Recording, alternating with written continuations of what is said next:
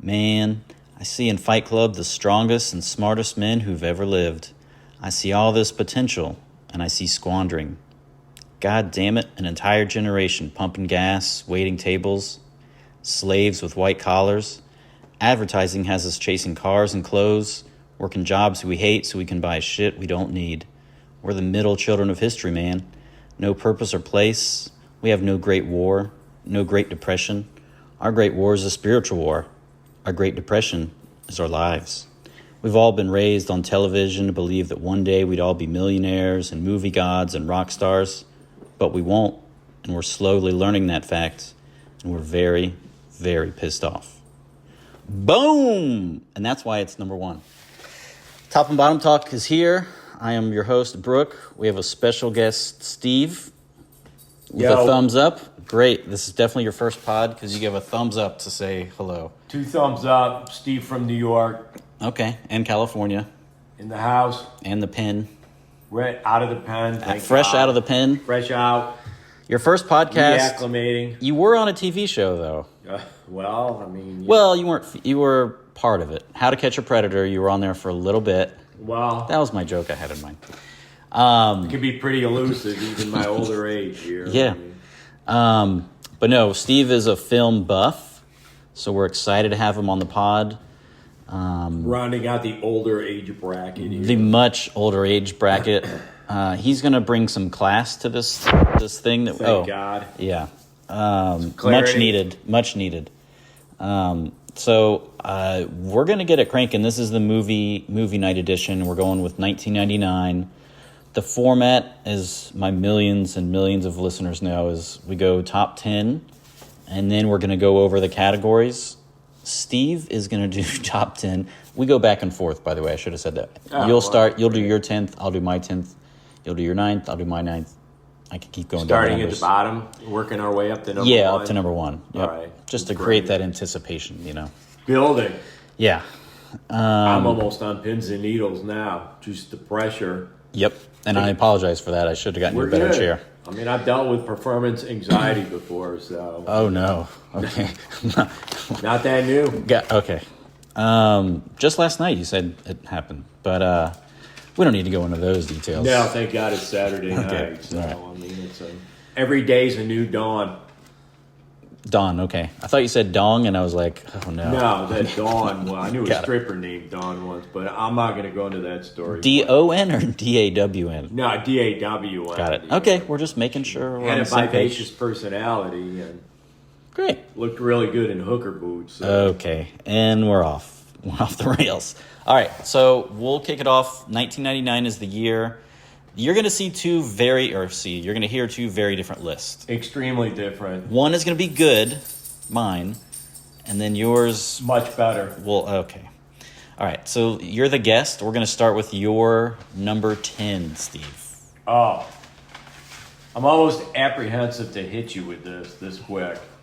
But my number 10 choice was an excellent Japanese horror film called Audition. Oh, this is what you told me to watch. Definitely. And you can find the film out. Find this film. It's like the Japanese version of Fatal Attraction. Mm-hmm. Just up a couple other notches here. It's visually stunning. If somebody was looking for a film like, I don't know, something like horror-ish, Saw type of movies or any of those other stupid, ridiculous movies. Mm-hmm. It's not like that. It's extremely well done with the character. It's mentally... definitely builds, and the tension builds through it kind of slowly how it adds. And the director was Takashi Miike, who did an excellent job. Who doesn't know that name? Come on, Brook, here. Did he do the new... I got to try to help you out Mario here. Brothers The way it was filmed, it was really extremely well done.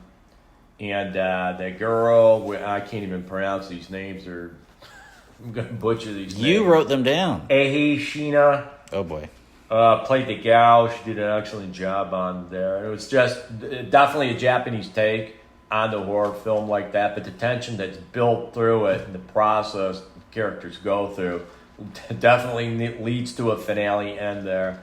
So if you're squeamish, you definitely I'm squeamish. would have to Watch it during the daytime. Yeah, watch it during the daytime for the ending. It can be a bit graphic like that, but it's definitely it's I'd say a bit more cerebral than visual gore fest like that. But if you're anybody's a buff for Japanese films, the way they have their take for certain situations, it's definitely well recommended. Okay. Well, if there's anyone still listening, we'll get to my number 10.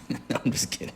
I've never heard. Well, the only reason I've heard of it is because you told me about it. But yeah, it was well for the American markets. It did well in other markets. I'm not basing these off of just box office receipts either. That's usually how I organize it. 110, so it's extremely low. But 110,000?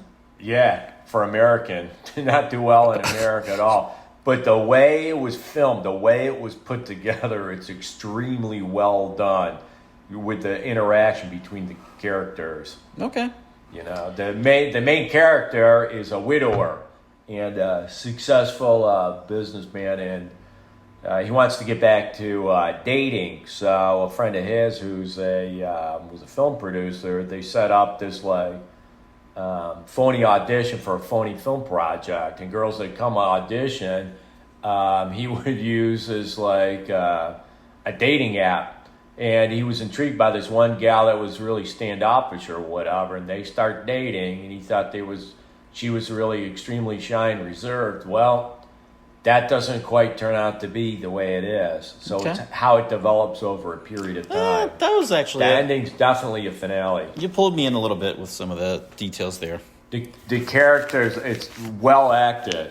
Okay. You know, with the rapport between the two, it was extremely well done between the two main characters right there. The tension is palpable that's created as it slowly builds through time. Well, I'll put it on my list. It's highly recommended. Highly recommended. It's just called Audition, Japanese film. Find it in your local. I could be on something somewhere. Okay. I still have all my master specific DVDs. Enough. Yeah. All right. We'll get to my number 10. Mine is going to be much more brief. Just because, I'm the master. What's the word for that? It doesn't matter. Brevity. That's what I was going for. All right. My number 10 is Ghost Dog, which you technically have in your possession. I have your copy. Yes. It's an awesome movie.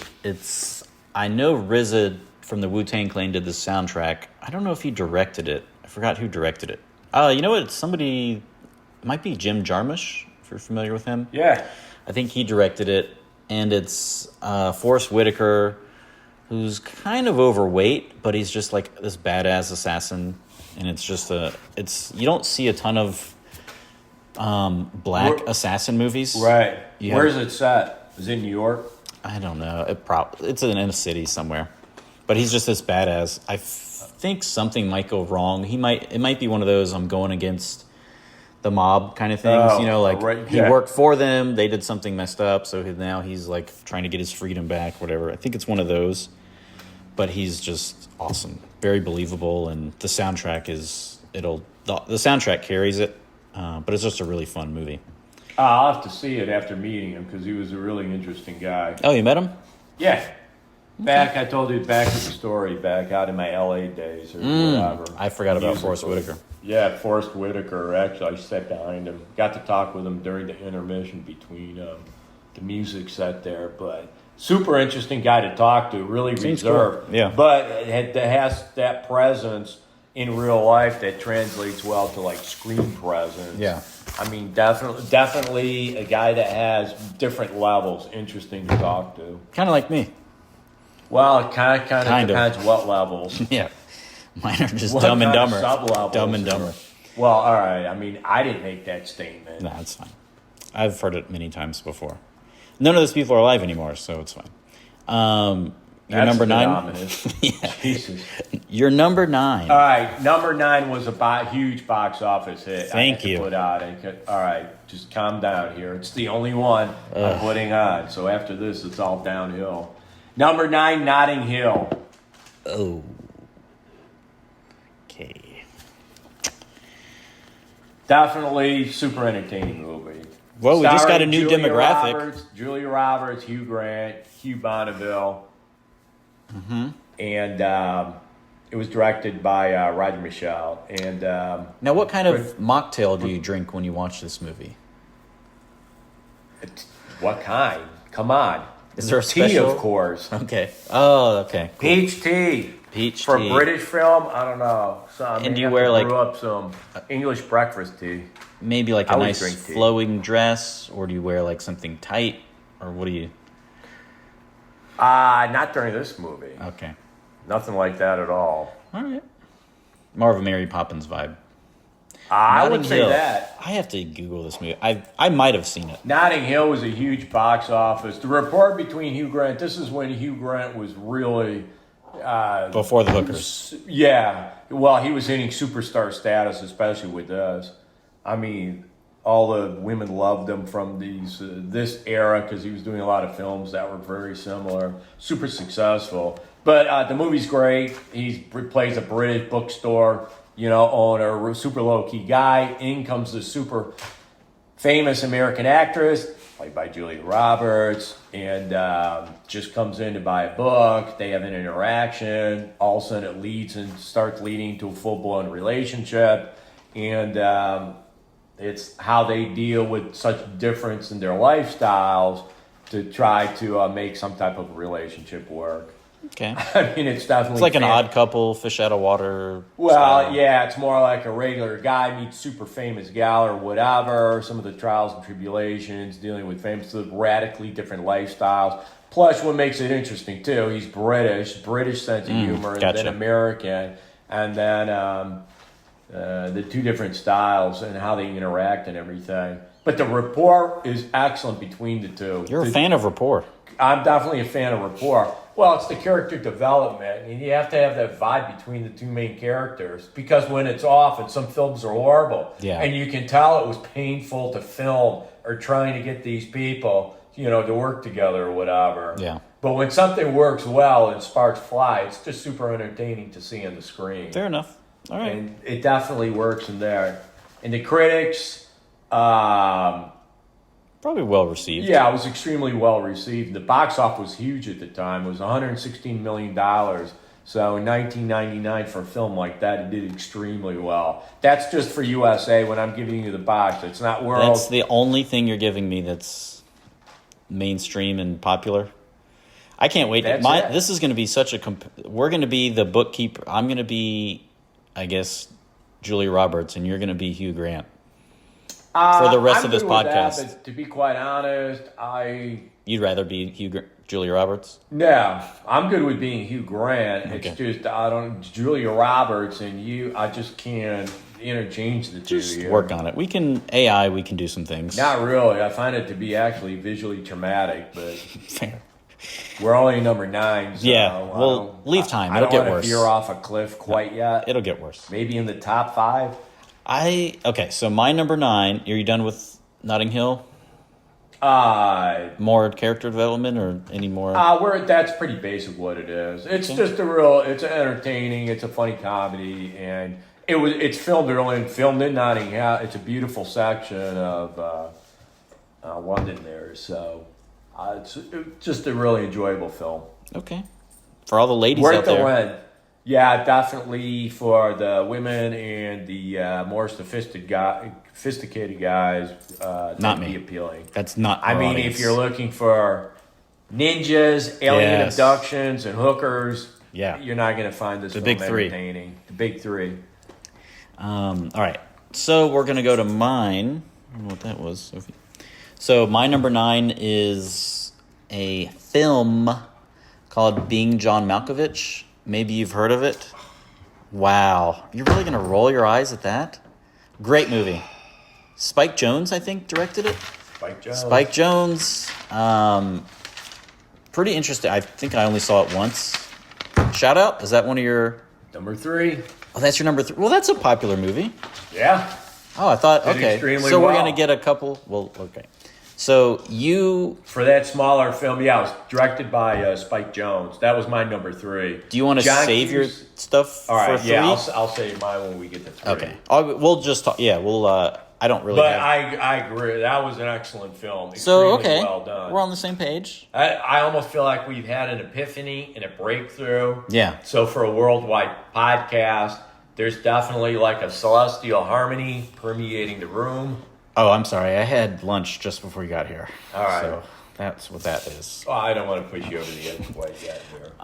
So yeah, that was my number 9. I don't really remember too much. I just remember really enjoying it when I saw it, and I was like, I'm in for the ride. It was Just the idea to get in John Malkovich's head, the way it was done, the way he set it up, and the way it was structured it's groundbreaking, extremely right? well written. Yeah. If you think about it, it sounds really quirky. What amazed me on this movie is when he had to go and pitch it to get funding, and then pitch it to these guys so it's believable, so they could write a check for funds to make the movie. And then actually, how do we make this? How do I we just thought it'd translate be it to? interesting, Yeah. yeah. Well, how do you translate it to hey, film? I got this movie. Yeah. We're going to have these characters. There's going to be an interaction. He's going to figure out how to get in John Malkovich's brain, and it's going to be an adventure. Right? Yeah. Here, can you write a check for $500,000 to get this started? 500,000 might have been more than that. Well, it was more than that, but Yeah. you don't go to one person. You go to a variety of people because you know you're going to get shot down by a whole number of people. Well, we might have a couple, things that are crossing paths. That's here. probably it, but that's me. That's a risk I'm willing to take. All right. I already know my To number the 1. world of podcasters, we're risking it Yeah. today, Saturday afternoon. Number 8. Oh man, you're pushing. God, you're going so fast. So here, so much momentum. What do we have? Well, I mean, my God. 8 through 1. All right, hold on. I got to turn my page. And we're 17 minutes in. Well, we got what are we on a time limit here? Or Not something? a time limit, but you want to keep the Is people the- entertained. Podcasting bureaucrats gonna write us up or something here? We don't want to go full Rogan. Oh Jesus, man! Yeah, well, that's I 3 hours. worked out for Joe pretty good. It's true. Plus, the podcast, the people want to be entertained here. Hey, wherever you are, we're here to entertain you. So just relax, get some tea, take a breath. Yeah, sure. Some We got a ways scrumpets. to go. All right, number 8. I love this movie, The Emperor and the Assassin. No clue. Chinese action movie. It was spectacular. It's starring my favorite Chinese actress, one of my favorite Chinese actresses, Gong There's so Li. many. Yes, Who? Gong Li. I love Gong Li. I'll have other movies. We got it. We should do some podcasting on actors or actresses at some point, and then go through their films that they've done. Because I know. Okay, she's in Gong Li's- Memoirs of a Geisha. I know that one. yeah. I know that one. I've seen that. Yeah, it's the most commercialized, but she was in Shanghai Triad also, which is another spectacular movie. Shout out to Gong Li, though. But synopsis... If you're listening, Gong Li. Gong Li. If you're listening, If you're listening, go... drop I in our don't know, DMs. phone in to the podcast or whatever, and I'll give you the names of the other films she's been in. She's one of the best Chinese actresses. Just spectacular. Okay. Stunning. Sell me on... Oh, what was the name of it? All I right, didn't write it down. Emperor and the Assassin, set in 20th century BC. So it's a while back, a few years back. Pre-JC. Yes. Story of Yin Zhang, power-hungry heir to the throne of the Kingdom of Qin, and his goal was to conquer the other 6 kingdoms in China, merge them all into one, and he was going to be the ruler. Critics claimed their synopsis was awesome historical pick. Some of the people didn't like how it moved around a little bit storyline-wise. You have to follow, I mean, obviously these are subtitles with a lot of these films, so you have to be able to, you have to have a little neural dexterity between watching and then reading the film. My wife, as you know, is Latina, so we Correct. only watch things with subtitles, so I'm ready for it. You're ready for it. You'll be ready for that. Battle tested. Look, once it's just a frame of mind. Once you get into the frame of mind, it actually can draw you in to the movie more in the storyline when you're actually reading and then looking, you know. And then also in some of the native languages, God, English dubbing is so bad in some movies now. It's just painful. It's just much better, especially when that's what was my problem with Memoirs of a Geisha. I don't know if it was Mandarin or what, should have been in the native language. It does take you out of it. It does not translate well to English, the way they express themselves or with the emotion or the interaction, especially between male and female characters. Has to be in the native language. There's a lot of subtle nuances. I think Apocalypto did that, didn't it? Correct. Apocalypto was fantastic. I don't know when it came out, but I can't wait to talk about it. Yeah, I'm up for that one. That was the extremely well done film too. All right. Any more on Emperor's New? Actually, it did fairly well too. Box office is 1.3 mil and relatively well. Relatively well to for that audition. film at the time. I mean, it's $99 and it's a complete historical piece. And another big shout out to the historical pieces back then. It's before CGI, so it's extremely expensive when you go out and you have to reproduce everything for a period piece. And the Chinese were spectacular. Koreans are really do when they do large battle sequences, trying to coordinate all these people, all the costumes, all the weapons, all the horses, all the other aspects, and putting everything together and then being able to film it and edit it so it comes out believable. I don't like CGIs. A lot of it's too video game-ish. Yeah. And I'm an older dude. I was never, if you notice I was way before the times for video games and a lot of the other stuff. It's just not my thing. When you see something in real time, it's just done extremely well. It's my favorite Japanese movie like that was Akira Kurosawa's Ran. That's the highest rated movie if you wanted to see a really extremely well done Japanese movie like that was Ran. Heard of it. Akira Kurosawa. Yep. Famed director. Just look him up. Almost everything he's done has just been extremely well done. Spectacular. I kind of veered off a little bit on that one, but we're expecting Gong Li is spectacular in this. All right. My number 8, I have so much less to say, is Magnolia, which you have not seen because I think I let you borrow that one too. That's why. Okay. I don't want to comment because I haven't seen it. It got a really good write-up. It was in top 20, and I specifically avoided it because you shouldn't. I thought, I didn't know. Yeah, the format. If we were going to interact with certain movies. We can, yeah. So it's a Paul Thomas Anderson movie. I do all my stuff from memory. As you can, I literally just write the movies down and then whatever I remember. Well, you're younger. Your brain hasn't atrophied yet. Yeah, and I'm better looking, so that does contribute. Good thing we're not on video here. That's why we don't do video. Oh, okay. Now we have the real anything I say could be true. Oh, Jesus. So yeah, it's got... I didn't realize you were so shallow sometimes here. You should have by now. We've known each other a while. So the people of the world can see what the hell we're doing. The 8 people of the world that listen to. Well, it's world, technically. It's worldwide. True. Fair. So Magnolia, Paul Thomas Anderson movie. Tom Cruise is in it. I did not know that. He's in it. He plays a role that you're not expecting. It goes against his normal casting type. He's normally the smooth guy or action a hero, guy, whatever. Save something. Here he basically plays a bad guy who's kind of who can I compare him? I can't think of his name. Damn it. I can probably Google him. He was like the most Googled guy on the planet for a little while. He's like Kaczynski? No. This is like in the last couple of years. He got relatively famous. You may not know who he is, but he was. It's like Tate is in his name or something. Anyway, so he plays this guy who's a professional speaker. Yeah, professional speaker, and he basically is preaching to guys, own your power. It's basically this whole you're the man. The woman is going to do whatever you say. You just have to own it and blah blah. He's like a macho guy. He's got like a ponytail. Right. But he's full of it. turns out he's full of it, and but he plays this really kind of an asshole guy, and he's just degrading the women and all this stuff. There's a lot of storylines going on at the same time. It has one of the more memorable endings I've ever seen. You can't forget it.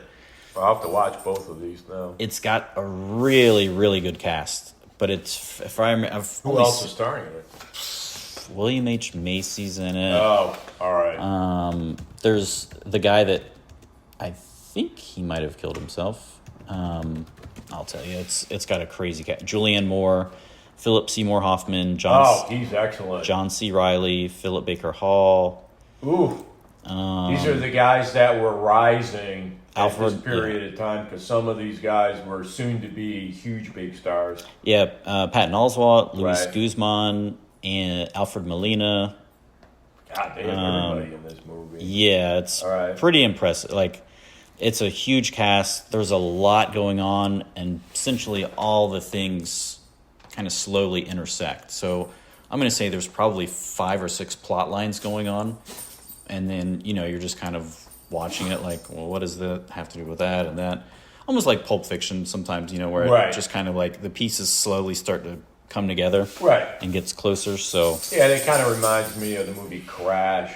Never saw it. I know what you're talking about, but that was an extremely well done movie. We'll save that one for that time. Anyway, Magnolia, the soundtrack is awesome. That'll come up later.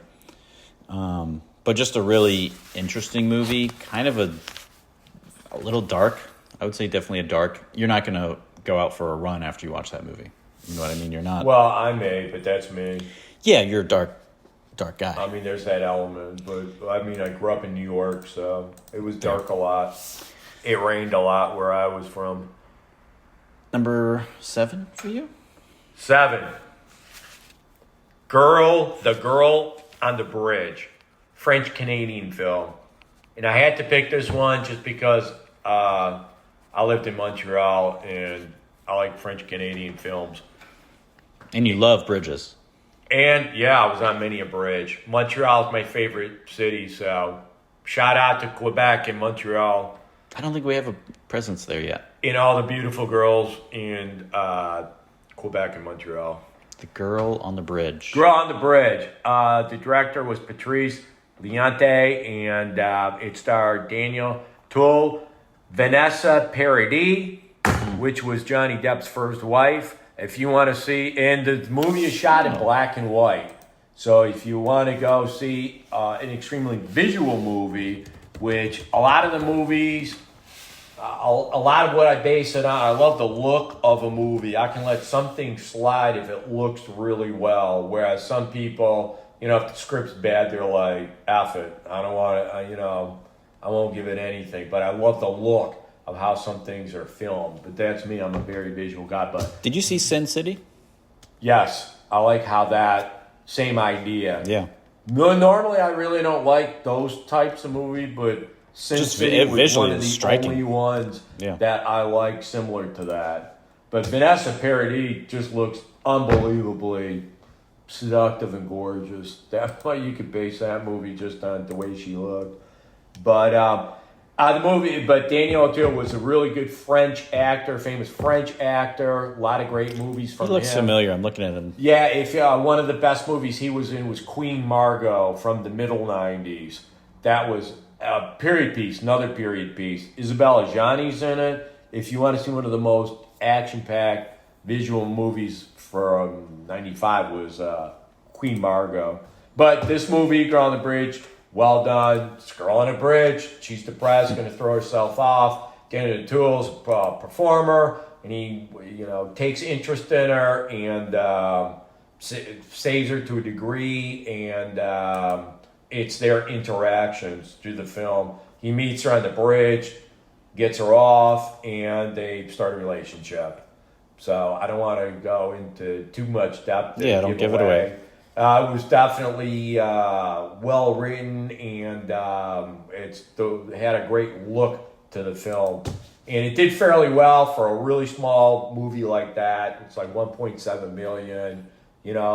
I would definitely consider that, kind of like an Art Nouveau type of film. But, man, if you want to see just how seductive Vanessa Paradis was, go rent that movie. Now I can see why Johnny Depp flipped out and married her. Yeah, it caused him to, I guess, lose his mind temporarily. But I heard Johnny Depp's a really nice guy. yeah, he is. I was listening to a podcast. I mean, I have not met him. I know people that have hung out with him. Sweet guy. And hanging out. Yeah. We're from Miramar, Florida. It's Florida. Oh, is it really? Yes. Hot dog. Johnny's a cracker. I am too. Born and raised. Born and raised. Yeah, that's where I get this tan from. Jesus. Just baked in golden sun. Yeah, you look like you're from northern Pittsburgh. Yeah, I could be. Is that it? That sounds like a good way to end up number 7. Yeah. Put a bow on it. Yeah. My number 7, I don't know if you've seen it. The Boondock Saints. You should have seen it. Okay. I have seen it. A fan? Yeah. Good Pretty movie. kick-ass action movie. Yeah. Don't really need to rewatch it, but this was one that, like, there was a lot of chatter about it. Correct. And I remember, like... A lot of talk. Yeah. And you could say cult classic to a degree. Yeah. It was like... You know, without a doubt, there's definitely a following, and there's definitely a following out there of like... I never saw the sequel. I just... Yeah, I'm not big on sequels. Yeah, and I'm like, especially... Maybe if it comes out like 1 or 2 years later, but I feel like this one took a while. Like Trainspotting 2, one of my favorite movies, is Trainspotting 1. Right. Or just Trainspotting. And man, there's hope for you, man. I can't bring myself to watch... Florida, man. Yeah, I mean... Who knew what was going on? Jesus, you're pretty eclectic. You know, a little bit. Did you used to get beat up like in high school or whatever, man? And I used to get punched. had the big guys stick your head in the toilet or something? None of that.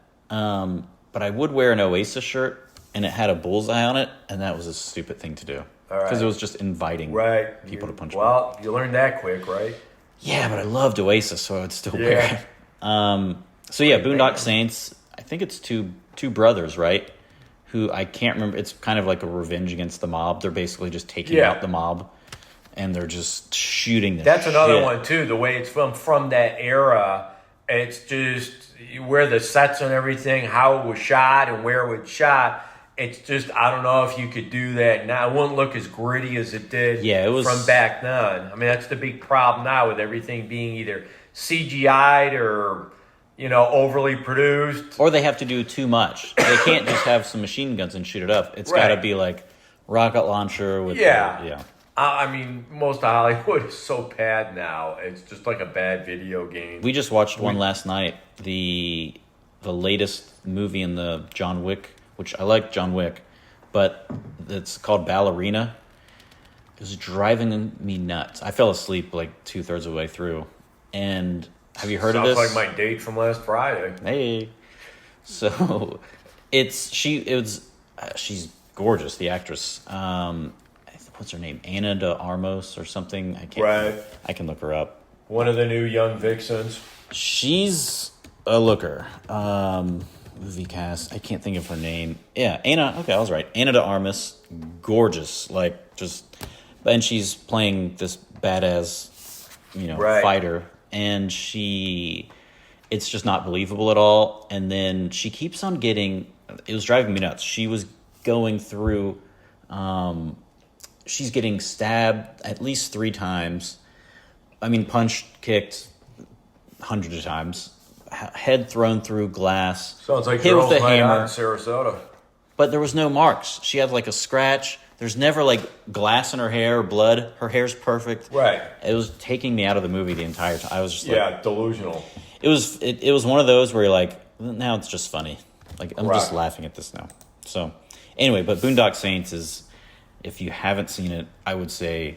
I would. If you're a guy, like you gotta watch it. That's a great movie. If it's a crappy Friday night wherever you live and you want to get it'll surprise you. Friday night film to watch, get a pizza, and you won't be disappointed. Put it that way. Correct, man. Because it was 6-pack of PBRs and pizza. Throw that movie in, and that's a pretty good Friday night. In '99, that was kind of a hot top. I shouldn't say hot, but there was definitely a lot of chatter about it. It's like, you see, it just spread there. It was like, you seen this movie, Boondock Saints? Yep. It's like, never heard of it.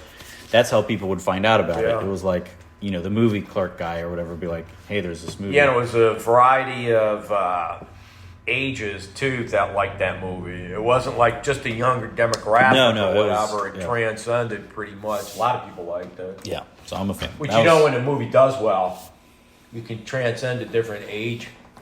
Yes and yeah, they did learn that with Pixar. I heard like that was their secret sauce was make the inside jokes for the adults. Right. The kids love the animation. Kids, yeah, it's visual. Like now you're getting everything. Right. All right, number 6 for you. 6, Emme and Jaguar. It's a German film. I'm writing these down. I don't know. All right. Aimee. Amy. Amy. Well, yeah. It's the way. And Jaguar? And Jaguar. Yeah, it's that a one. German film. That hasn't been pronounce recommended. It a little differently. Amy and Jaguar. Wow. Director was Max Barber-Brock. And Classic. this was an entertaining movie. It's 1943 Berlin. Gestapo during Berlin. The Gestapo's purging Jews. And it's a dangerous love affair between two women. One gal is married to a high-ranking Nazi with 4 sons. Another girl. And Sophie's joined. She agrees. And the other gal is works with the Jewish underground. Oh, so a lot of faux pas, maybe things they shouldn't be doing. Yeah. And they end up having this passionate relationship with each other, and the trials and tribulations, and because of what's going on at the time, it's how are they going to survive, basically. Right. You know, it's not a great time to be gay. Well, that, and then it's who you're having the relationship right. That's what with. you got. 2 things: the gay, and then the. And the critics summed it up. They said it was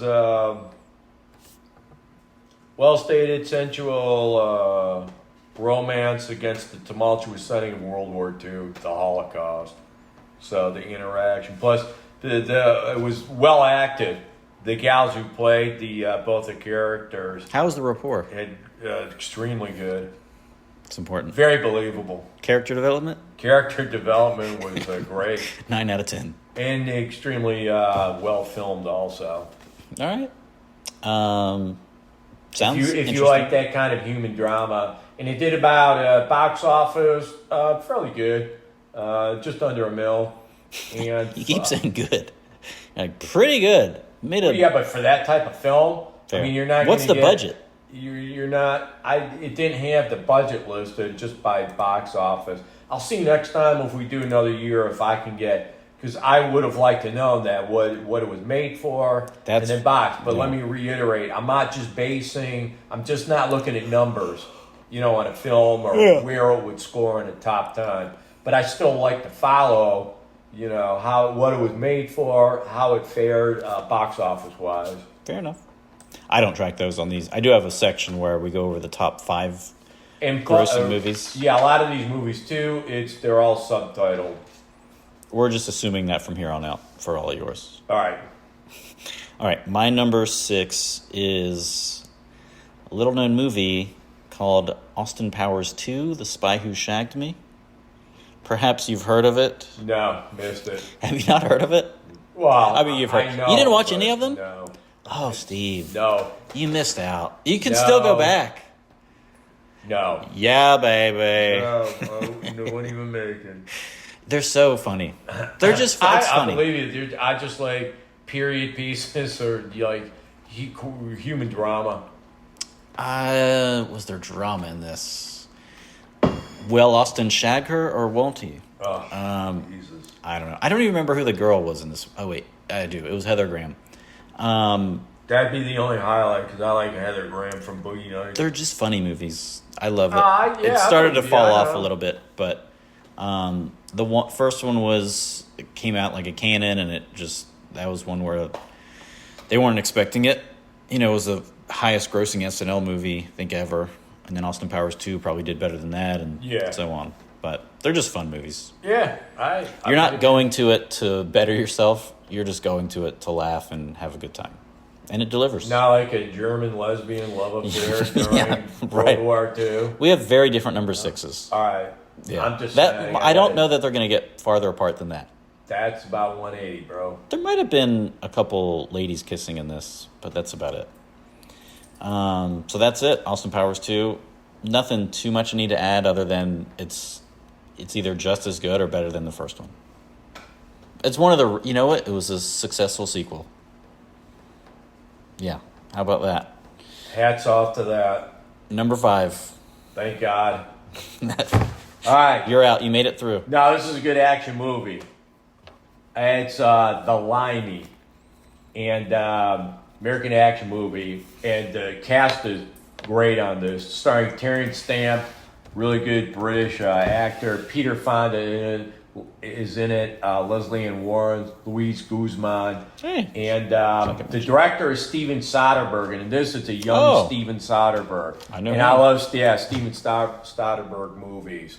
And this one, it was pretty well done. You could see he's learning his craft. I mean, he's kind of developing it. It's definitely in the early stages before some of his really well-done movies and everything. But it's a great action movie. The synopsis was the main character, played by Terrence Stamp, really rough British, like ex-con, comes to Los Angeles to avenge the death of his daughter. And then he starts out trying to deal with some people through the trials and tribulations of him trying to discover what happened to his daughter, who was responsible for it. So, it starts out trying to be a little less violent, and finally, when he can't find out what he wants to find out, he starts doing it his way. Okay. So it turns into this real action-packed movie. That actually sounds interesting. Yeah. This is right before he went crazy. Like, Aaron Brockovich happened after that, then Traffic, Ocean's 11. Like, then he was just off. Yeah, he's developing his craft. Yeah. And you can see, it's a good movie. It could be like if he made this movie once he had a few other movies under his belt. It could have been better in that respect. But he's just a great director. You can see his development if you look at this and then the other movies, what it was developing into. Yeah, he is a weird. But he's great. And then he did a biopic of Che Guevara. I saw. And it's really long. It's like 4 hours. You got to divide 2 parts. it up. Yeah. But that was one. It was more of like an Benicio del Toro's, and it does an excellent job. Really breaks everything down. Doesn't necessarily take a side of anybody's side. It just presents everything for what transpired there, through that area. Plus he did Haywire too, which I love that movie. Man. I think I did not like that. That's the girl, right? Gina Carano's in it. I couldn't make it through. I started. That was one where I was like, I'm out. This looks stupid. God, it's one of my favorite movies. We need to stage an intervention with you sometime. Maybe I'll have to revisit that one because I'm looking at the cast and it's amazing. It was so well done. I'll revisit that because I remember hearing good things, and I started watching it. For the world fans, Haywire's excellent. Go out and check out Haywire. There. All right, I'll have to revisit it because when I started it and I was like, and I like Crash. But I actually like the Amores Perros I told you about. No, that one's amazing. That movie was excellent. Yes. If you want to see a great Mexican film, Amores Perros is an excellent Love's film. a bitch is what it translates to, right? Something like that? Yeah, I don't know. I don't speak I think that's Spanish. what it translates to. But amazing that's movie. highly recommended on that. I will second well that. Worth the money. You get that on Amazon. God, it's only like $9. Oh, it's streaming places. You can get it for nothing, but it's one of the excellent. Just watch in Spanish. Watch these movies in the native language because it just translates a lot better. And that one starts off. I feel like it starts off in an apartment and somebody's like getting beat up or something. It's non-stop action. Yeah, that one. I remember. It's like a 2.5 hour film, so it's like a juggernaut. It's great. All right, my number 5 is The Sixth Sense. Yeah, not Bruce bad. Willis. Yeah, Bruce Willis. Yeah, it was entertaining because you didn't quite. It was fake trying to figure out what was transpiring. It's one of the biggest hooks, correct, or whatever you want to call them at the end. Has to be, at least for like big popular movies. I would say it's probably in the top 5 of like, oh, I can't believe that happened. Like I would that's agree. one, and I never rewatched it, which I should, knowing. Yeah, I never did too. But that was definitely one of the more talked about. We were like, I can't believe like he's dead the whole. Well, hopefully people have seen the movie by now. But that was back when we were still renting VHS tapes, DVDs hasn't. I didn't have my first DVD player out till 2000. I have no idea. May of 2000. Something happened? I got to be, because I got it free as buying this huge milling machine piece of heavy equipment. And that was their promo. Spend as much, get a free DVD player? $5,000, $5,500 on equipment back then. But a DVD player wasn't cheap. It was probably like Sony DVD. $200 or something. It was this beautiful, I was more than that. Okay. And that was my discovery, though. But yeah, Sixth Sense was great. It had the little kid. I can't think of his name, but he still kind of acts. I think he does some comedy stuff too. yeah, something around there. But like just a awesome movie. Yeah, I like how it was filmed too, and the development through a period of time. And that was because it made you think, like, what the hell's going on? That's what's his name? And Bruce Willis was really good in it. He was. I cannot think of the director's name. I can't either. I can look it up, I guess. But all of his movies kind of have that. Like he became known for that. I know he did The Village after this, which had another. Man, what's that guy? Looking for his name here. It should pop up here.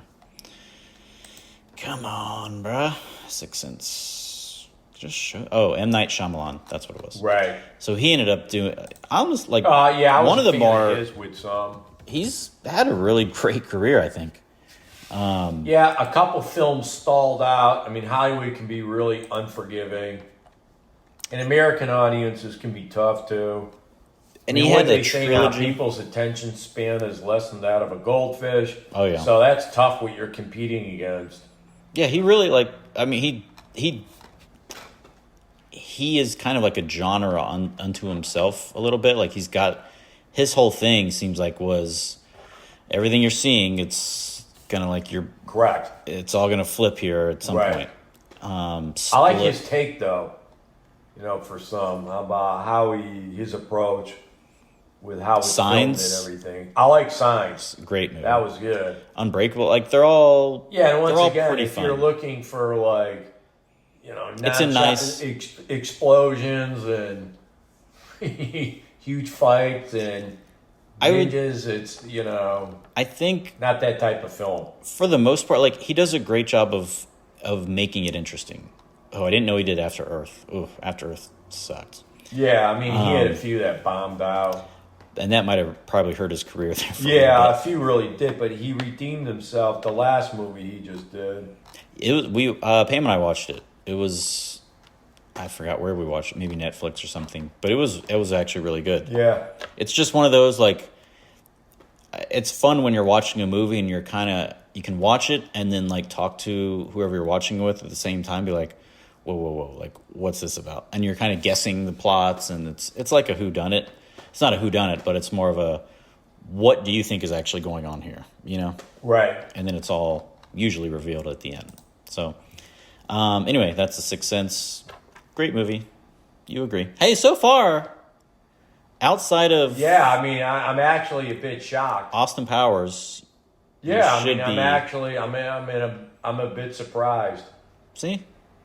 You see the muscles, the good looks, the height, and you just assume... Good thing we're not on video here. Right, that's why. The tan the skin. The comment section would be brutal. The tan skin, and you're just like... Jesus. This dude must just be a jock watching You'd be Rambo. annihilated in the comment section. Yeah. Good thing you better be secure with your self-esteem on that one. Up to a certain point. All right. Your number... Oh, wait. Was that my number? Are we on your number 5? 4. What was 5? 5 was the Limey. Oh, sorry. 1, 2, 3, Wait, Terrence Stamp is great. You're right. Sorry. Obviously, you're Limey right. I recommend. I just read it on the wrong... Okay. 4. 4, famous German film for the time. Run, Lola, Run. Great film. Is that 99? 99. Run, Lola, Run. Are you positive? I think I had that in 90. That was 98. Or maybe it's released. Run, Lola, Run was 99. I talked about it in 98. podcast. Run, Lola, Run. I had it in 98. It says 98 film. Steve, you're about to feel very silly. I had it when I pulled it up on 99. Is that when you watched it? No, I had it. It was right when I pulled up films of 99. Oh, you know what? It says release date January 2nd, 99. Yeah. Interesting. But when you look at... This is funny. On Wikipedia, it says it's a 98 German... Maybe it was just released Wikipedia is wrong. That's a 99 film. How dare you? All right, well, I talked about this. It was in my never watch again section. So go ahead. It says released in 98. I don't understand. I'm seeing... Wikipedia maybe is not the most... Yeah, Wikipedia is delusional. Don't go by that. I mean, for all you know, it's... Oh, wait. It was released on Blu-ray February... Sorry, never mind. I was about to say something very dumb. It's 99. Huh. Run, Lola, Run was a great film. Let's probably talk about Gallup the movie. plays Lola, too. I mean, it's an action movie, about a too-big gangster guy or whatever, and he's supposed to be delivering a bunch of money, to this one associate. It's like 100,000 marks. And he accidentally leaves it on a train or whatever, and the guy gives him like 20 minutes. Find me my money or you're dead or whatever. So he calls up his girlfriend, Lola, because her dad is a manager at a bank or whatever, and he's trying to convince him to get a hold of 100,000 marks so he can give it to this guy so he doesn't get bumped off. So it's Lola running around in an action-packed movie to try to save her boyfriend there, but she's great. I saw it. I didn't love it. I felt like there was too much running. Oh, my God. Which is a bit reductive. What's the name of the movie? It's very true. Run, Lola. What did you think you were getting? Sleep, Lola, sleep? A little jogging would be nice. Bang, Lola, bang? Wrong kind of movie. Hey, just some little diversity. She could have walked a little bit at times. Oh, my God. Take a breath. Would it kill you to take a breath? We got to get you out into an urban area. It's not. I'm getting worried about you. It's too late for me. Anything else? Pretty cool soundtrack too. Yeah, that's why it did well. $7.5 million. That's for the high a mark. German, and that's for a U.S. box office for there. That one had a German film subtitled again, but she was great. I had a little chatter about it as well. Yeah, Run Lola Run was that hit the mark for being a pretty popular foreign film for that year and everything. So I saw it, but I saw it in 98. Yeah, that's a miracle. We're 99 for Christ's sake. I won't let it You go. sure the hell did not see it in Crawfordville for Christ's sake? I don't know where I saw that movie. Not in theaters, obviously. That was definitely a rental. All right, my number 4 is Office Space. Have you seen? No. You're not a comedy guy. Not really. Hilarious comedy. I'm not very comical.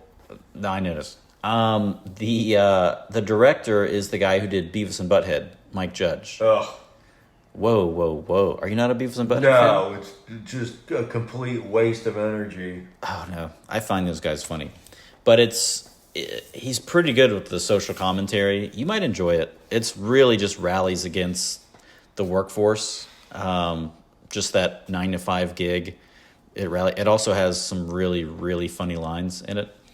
I would say, I can't say for all 90s, but probably one of the more quotable movies when it came out.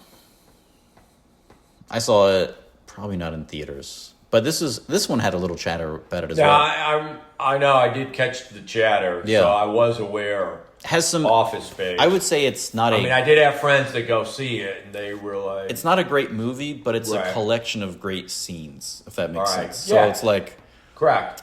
You're not going to be blown away by the cinematography. No, but it'd be interesting scenes. Jennifer Aniston's in it. Right. I'm not a big Jennifer Aniston fan. I never got the gist of hype. Her. Yeah. She's I never got the pretty hot. hype. I don't. It's not my. I know. She doesn't Not ice my skate. thing. She doesn't ice skate. That's an out. That's deal Well, breaker. that is part of that. I just don't. I never got the whole look thing or whatever with her. But I she never can watched Friends. I'm not Yeah, a TV guy either. I'm just not into those, type of shows You're or just whatever. at home doing push-ups. Well, no, I mean, I'm not And pull-ups. saying that. I mean, I could be playing my bass or listening to other types of music also, but Fair. it's not just all art house films. You're looking through Victorian architecture or whatever you want to call it. It's correct. I'm just looking through things old differently, a different catalogs. lens. Yeah. But Office Space. But me being 20 years older than you, I mean, you're going to be formed That's differently true. a certain This was way. a coming out of. I was in high Correct. school when this came out, so I was. That's good for demographics. I should put that out because some of these are going to be more appealing to a certain demographic also. I was a 99. I think I was a 99 to 2000. Graduating 2000. So I was a senior when this was in theaters. Yeah. Probably senior in high school. So this is right up my alley. Yeah. It was a bunch of like some crude humor, but And I was 37, so I mean, yeah, it may not have been. you're marketed. looking at things different. It wasn't marketed. I'm towards not him. saying I was at Woodstock, the original one. A little too young for that. But Right. I'm just saying, when the bar is already set high, in a certain areas, it's It's fine. Hey, to each their own. You're number 3. all right. We agree. Being John. Oh Malkovich, yeah.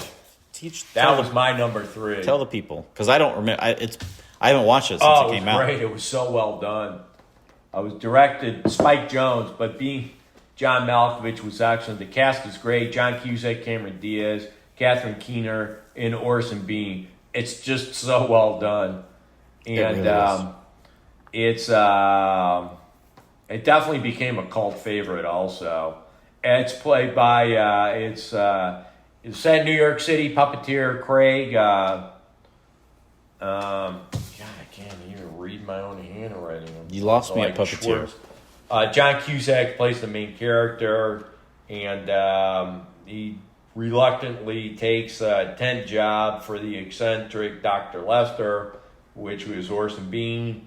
And while at work, Craig discovers a portal into the mind of John Malkovich. So bizarre.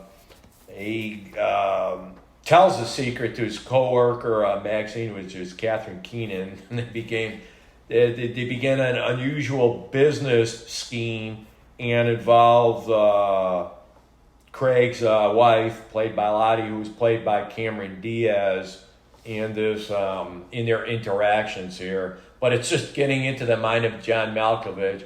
It's how all these parts are interrelated and how it was written and everything. It was just extremely well done. One of the most bizarre scripts you will Correct. probably ever see. You just But be like, huh? it's done in a cohesive way. If you looked at everything, you'd be like, how the hell could you make this work?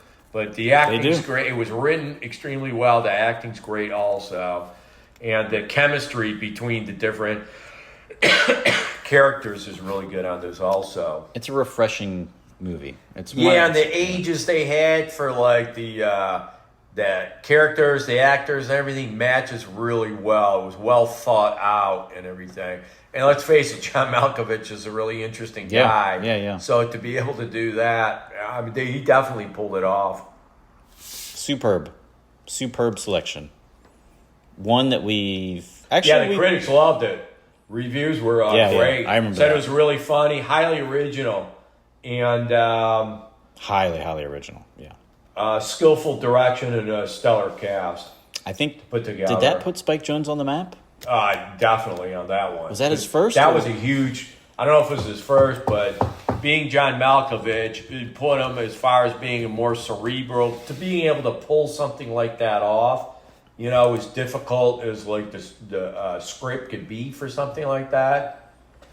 Yeah, I was just. But wondering, yeah, what's it his- did well. It was $23 million for being a really offbeat type of film like that. To do that well, that was definitely considered a success for him. Yeah, kind of. They haven't really made anything. I mean, you can't make anything like that. No, you couldn't do it now.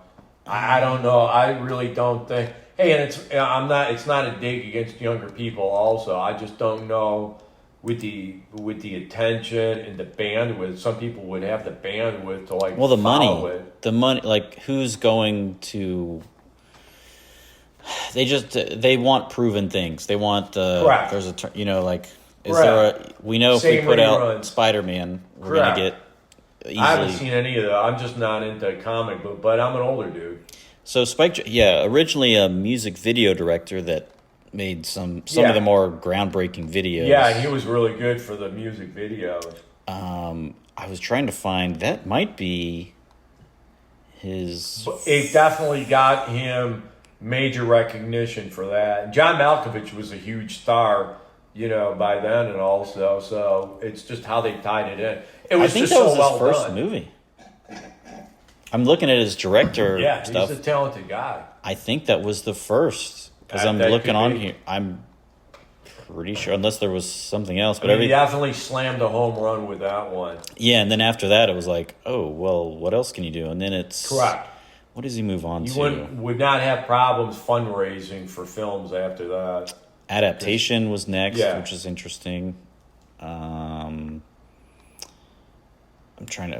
Gosh, he was still directing. He still does music videos. Gosh, he did a lot of them. I know he He's a did. visual dude. Oh, he did Where the Wild Things Are, Yeah, which I like that. it was interesting. It let me down a little bit, but I just love the book and the yeah, I memory know. of childhood. Same here. Yeah, I was looking for the. Oh, he did the movie Her. Did you ever watch that? No, It's pretty relevant today. That's one. It's definitely a film, but it's really about AI and this guy's relationship with AI, artificial Right. intelligence. yeah, I And like Joaquin Phoenix's.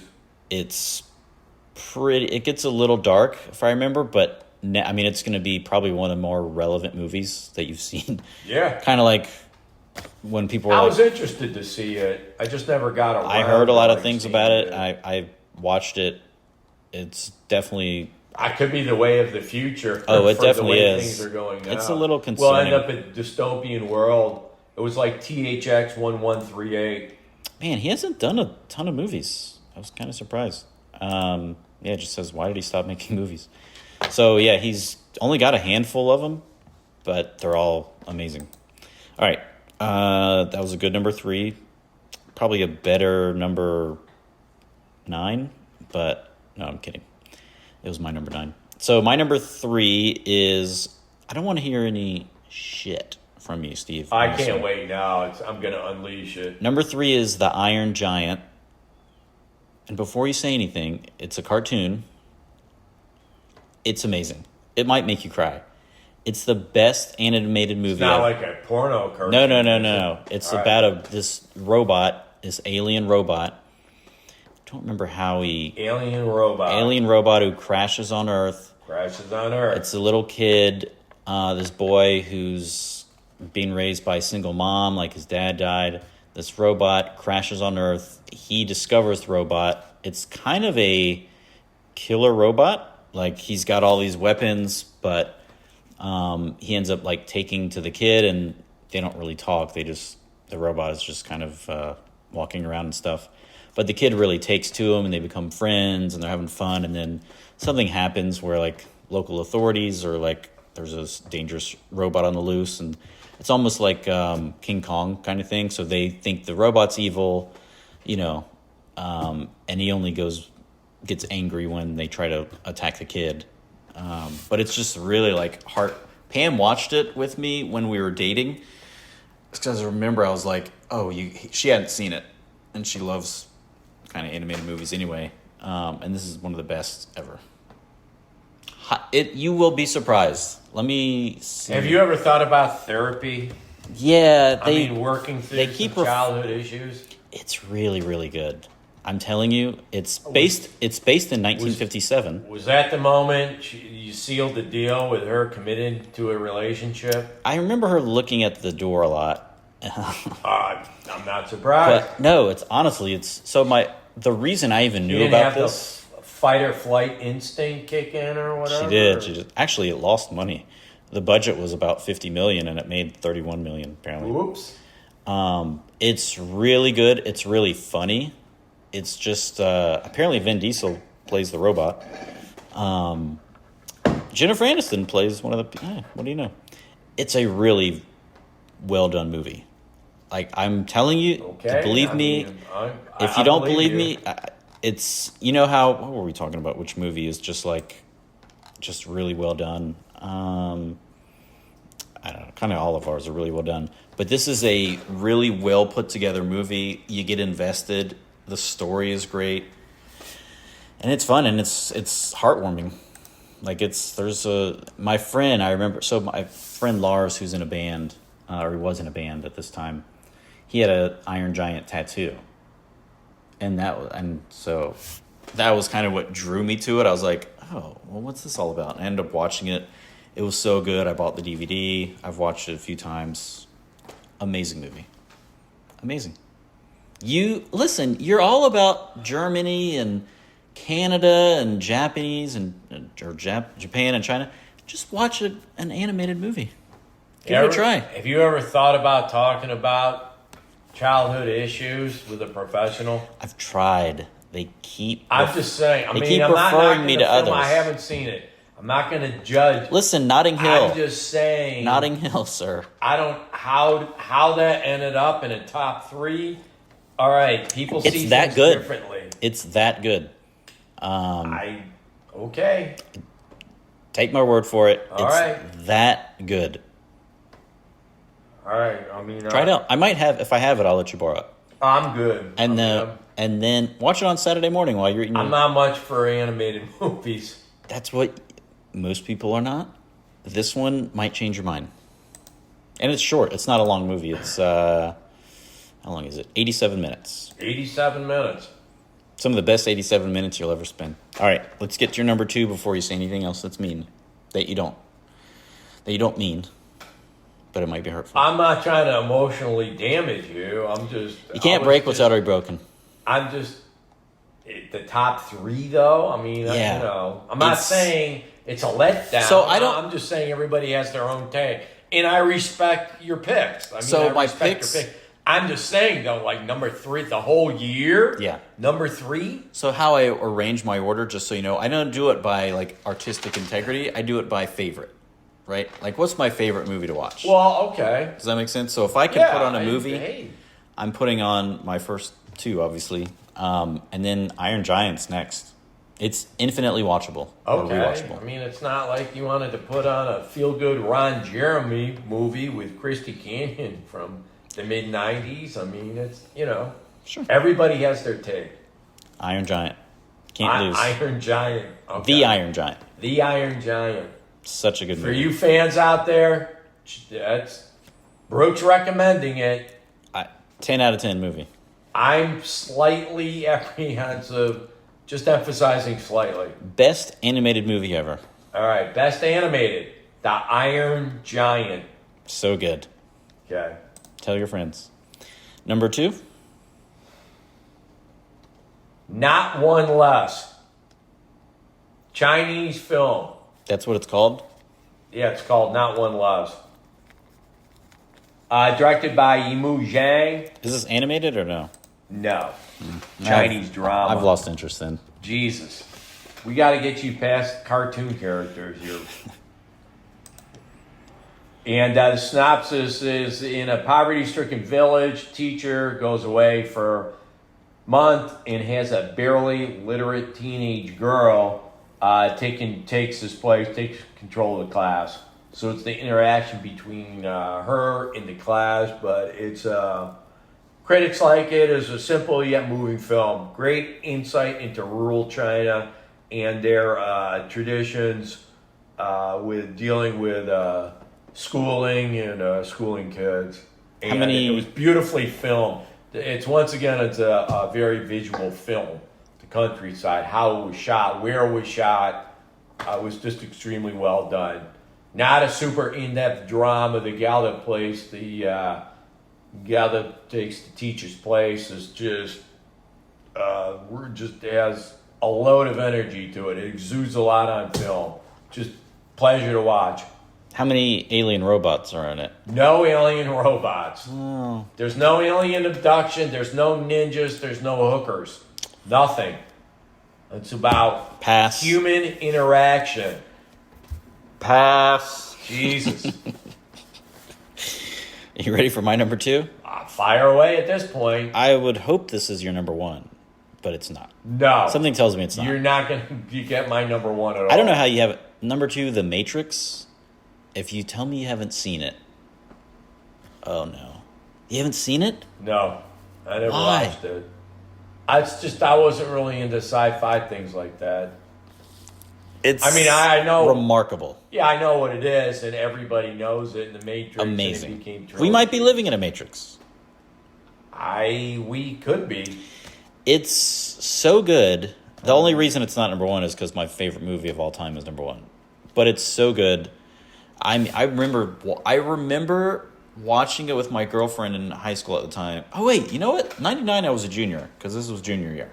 Yeah, it'd have to be. Or maybe I guess it depends when it came 17. Came out in 99. Yeah. Right. So this came out. I watched with my girlfriend. We went to the theater, packed. We were able to sit together because there was like 2 seats. We were all the way up to the right.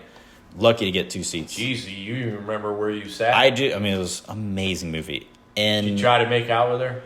No, I was into the movie. And after the movie, I would not shut up. Because I couldn't stop making, what if this is in the Matrix? What if we're in the Matrix? What if this apple... You'd have to see the movie to understand. But I just kept making up. I just wouldn't shut up. I found it hilarious. She found it very obnoxious. And we probably broke up a little bit after that. I'm not surprised. But... You didn't even try to interact with her feminine anatomy? What? Well, what? at 17, you went to a movie. Oh, no, man. I was all about the movie. Well, I can see why you broke up pretty quick. Yeah. Listen, if I had to choose between her and The Matrix, I'm choosing The Matrix every time. Oh, Jesus. It's that good. It's Keanu Reeves in leather. It's, or actually leather jacket. You're going down a dark path. Leather jacket. Point, man. Okay. He's such a bad... Not like black leather negligee? No. But there is the lady... She's pretty hot in it. Is it Kara Fisher?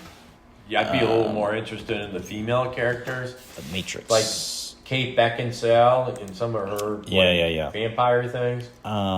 This movie is the soundtrack is it's bad. I mean, I know it's huge. I don't even know what I can add to. Yeah, it was just everyone. It's one of those how many parts do they like? Matrix 5 or whatever. See, that was the problem. So the first one, I know the sequel did really well. Matrix 2. They get worse. Right. Unfortunately, I mean, you can only go so far in the Matrix. That was the thing. They made this movie, and you're just like, it was the Wachowski. It was the Wachowski brothers. Now I think it was a huge commercial success. Because Lawrence Fishburne's in there also. Lawrence Fishburne. He finally got his, because Lawrence Fishburne famously, I think, turned down the role for Pulp Fiction. He's had. Oh, really? Yeah, he was supposed to be Samuel L. Jackson's part, and he was like, "No, I'm going to do some others." That worked out better for both of them, actually. Worked out better for Samuel Jackson. Yeah, because Samuel Jackson was perfect for that part. And Lawrence Fishburne's a great actor, but it was Samuel much L. better. would be much better fitted for that part. That's his best role ever, in my opinion. So, just an amazing. I mean, like, it's another one where it's from the very first minute you're just locked in, and it's world building, and you're just in it, and then and you're just like, whoa, what does this mean? What does this mean? What does this mean? All these things start happening, and you're just learning more, and it kind of wraps it up in a nice little bow, and then they're like, that'd be one I may go back and that one you have to watch. I mean, that's because I know it was so huge, and it's required. I mean, Keanu was already a huge star, but this brought him back. Shot him to super stratus. I mean, it's one of the best. Like, you can't not enjoy this movie, is what I would say. It's gritty, like it's so well done. There's a reason. Sometimes big movies are big and they're not good. This one was game changer. Literally, you just look at the world differently. Your number 1. Are you ready? Yeah, let me get my yawn ready. Okay, I'm good. Now I have to make you wait another second with that one. Because you're not even going to even know the movie. I'm not even listening. I'm just looking at my number 1. All right. I'm going to make sure I'll have some choice comments for you. My number one pick, 1999, All About My Mother, directed by Pedro Almodovar. Spanish film, comedy film, extremely well done film. A comedy. Launched him into up to another level with that movie. It did extremely well both in Europe and America. American box was 8.3 mil for a movie like that. That was really well, but critics liked the movie also. And just brief synopsis. I mean, it's pretty. He did an extremely good job, but Pedro weaves together magnificent tapestry, femininity with an affectionate wink towards classics of theater and cinema in the story of love, loss, and compassion.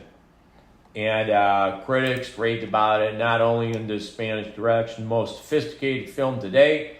It's a watershed moment in his career for the best film to date for himself, which was actually pretty accurate.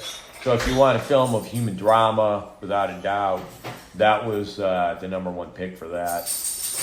And I just liked his take, being a Spanish director, for the interpersonal relationships, how he developed them. Character development. Rapport. Plus, it was how it was filmed. The comedy's good also, but it's their style of comedy is a little different, but it fits well into It's the usually film. not as funny. Pedro, it was definitely his best film today. That's what launched him into a superstar status. Penelope Cruz is in it. Yeah, Penelope. Why didn't you just Cruz say is that? great. I would have been much more interested. Well, it's Cecilia Rawson, and I mean, it's a number of other famous Spanish, but a really young Penelope Cruz is in that one also. movie? All About My Mother? All About My Mother, Pedro Almodovar. Oh, he makes great That was films. his watershed no. moment, which launched Don't his encourage career him, Pam. to superstar status. I'll watch that movie. That's highly recommended. you effed and me, once again, Steve. subtitle, just read and watch, and you'll be all right. You effed me real good. Why? It's a great movie. You've seen it? She's very young in it. Yeah. Wait, She's like so- one- wait, have you seen it or But not? Pedro, that direction, that was a huge movie, foreign movie, to do $8.5 million for a Spanish foreign movie like that in the American box office. How many pesos do you think that is? A lot. It's a whole lot. Mucho pesos. Oh, I thought you didn't know Spanish. Well, I know a couple other lines, but now that your wife's returned, I'm not Gotcha. going to say that. Yeah. I Um, backpack. I can't comment on that right now. We're in the middle of a Right, pod. That's what I'm telling you right now. Place- She's place addicted to clothes. backpacks. God, how many is this? 3? You needed another one? What was wrong with the old one? This is all on the pod at the moment, by the way. I needed it. Hey. And they gave me a 25% off. You see the conviction that you just delivered? Yeah. I needed it. That's it. I have a use for it. Useful use for it. Useful use. Useful use. Okay.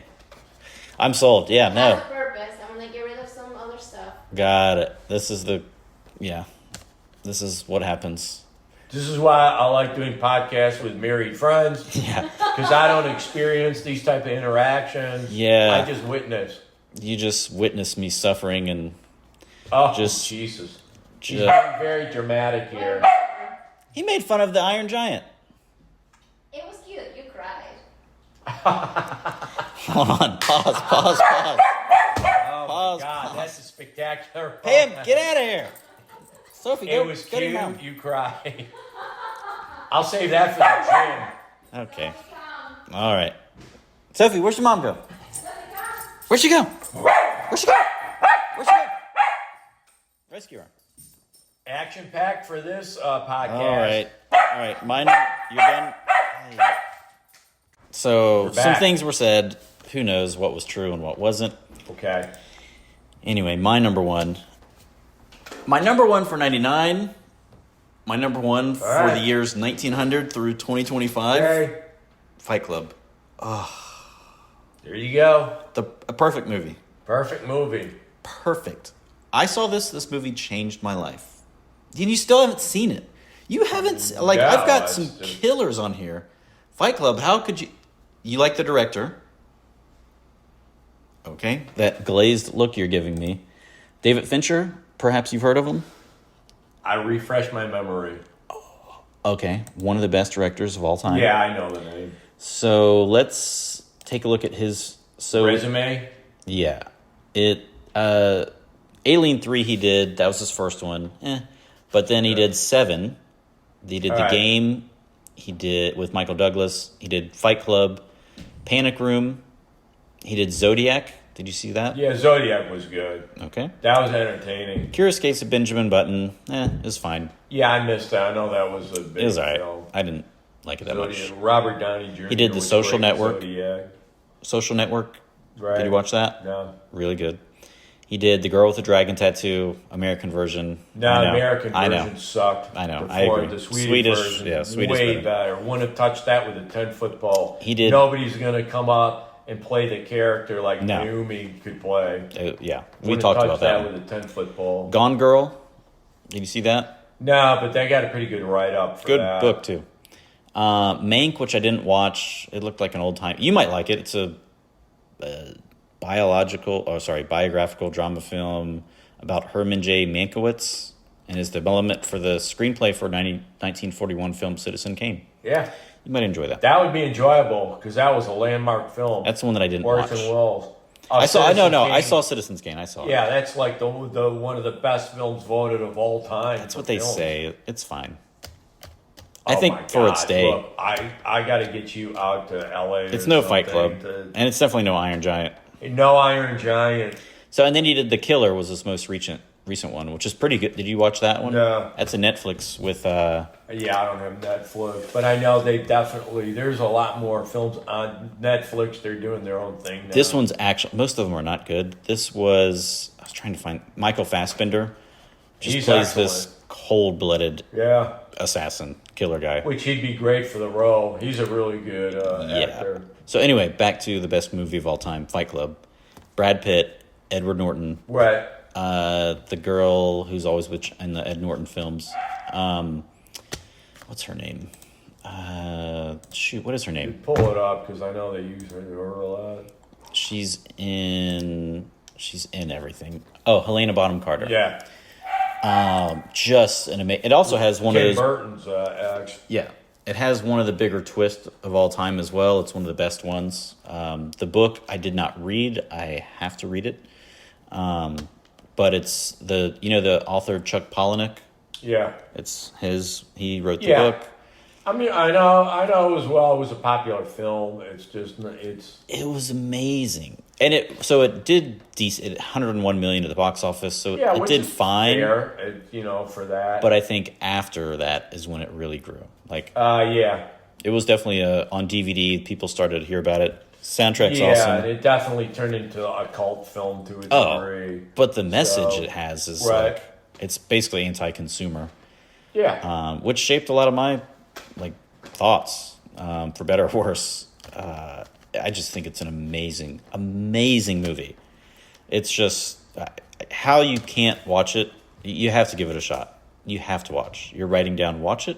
No, you're just... No. Okay. You have to watch it. Jared Leto's in it. Meatloaf is in it. The cast itself is relatively small, I'd say. There's a lot of... I should say that it's not about the fighting. I'd like to see what the budget was for what they made it for. 60, I think. 63 to 65, it says. So I think... did pretty well, though. Brad, I heard there was a story. They watched it and, they did a premiere somewhere, maybe for studio execs, and it seemed like none of the executives liked it. And Brad Pitt looked at Ed Norton, who's also in it, and he was like, "This is the best movie I'll ever be in." It's so good. Right. It's just so good.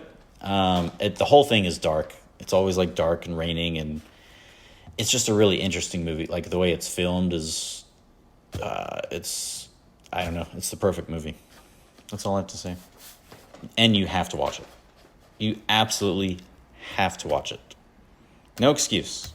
We'll see about that. What's holding you back? You're going to rewatch Notting Hill?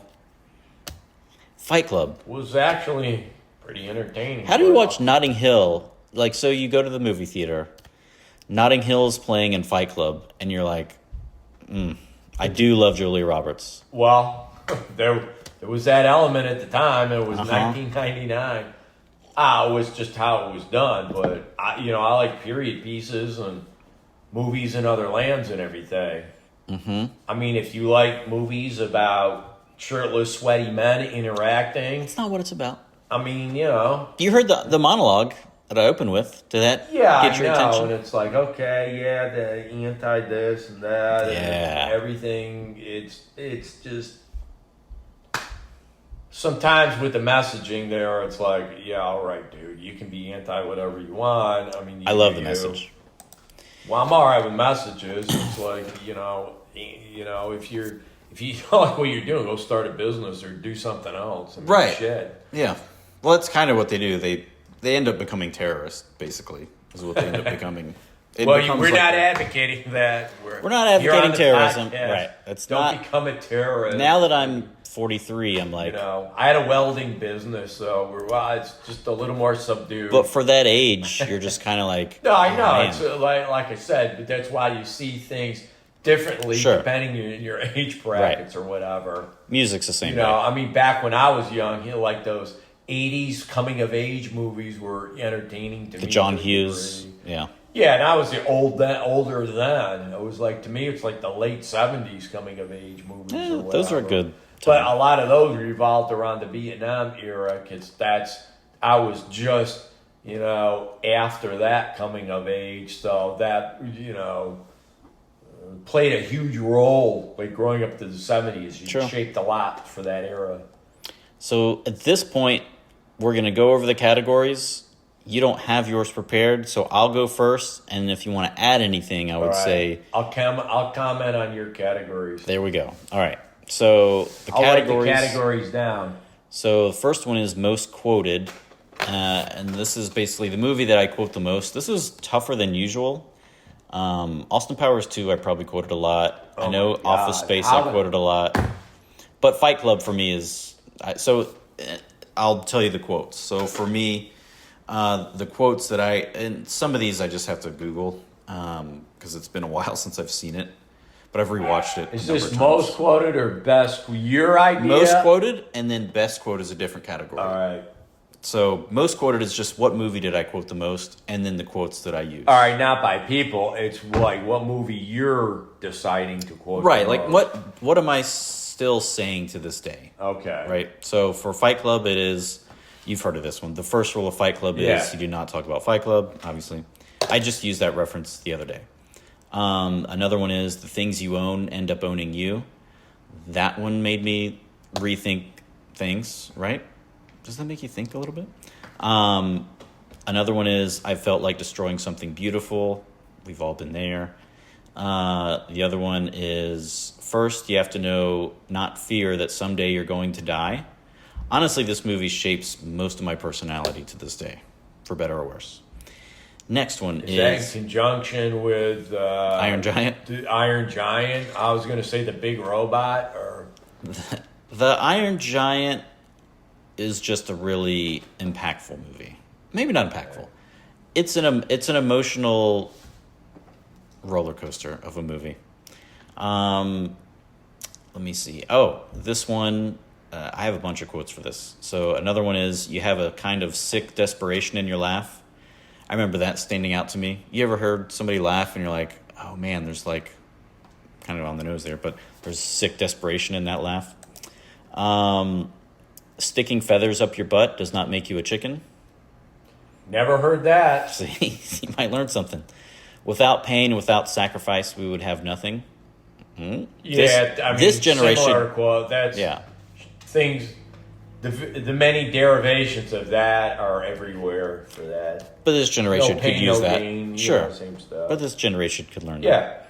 Yeah. I found freedom. Losing all hope was freedom.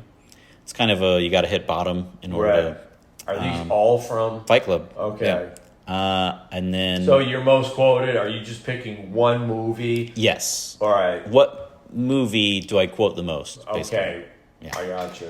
Or maybe most quotable, or what I call it most quoted. All right. And then the last one I did on the monologue, but advertising has us working jobs we hate so we can buy cars and shirts and shit we don't need. Pretty accurate. I guess. I mean, I don't need my motorcycles, but Your Victorian I like them. pillowcases, you know? That's very picturesque. It's creating a Remember, visual element. if you think about it, so Louis C.K. had a joke about this where he's like, why do we have jobs? Kind of like, I mean, he's a comedian, so it's a job, but he was like, why do, like, he said kind of, the Native Americans had it pretty good, right? He's like, they kind of had it figured out. Rough as hell. Well, I mean, just saying, like, I was a history major. You want to go back and really look at how things were? Or the Hollywood delusional utopian version of it, right? If you look at it through rose-tinted glasses, well, you could say that's beyond rose-tinted. a lot of it. But I'm saying, like, life sucked. So just be like, well, the food we get from the ground, we can build our shelters. There's the potential for Earth to be this beautiful place. Hippies, It's delusion. It's delusion, sure, but there's the possibility. There's potential there. Well, you can create your own environment. It doesn't last, right?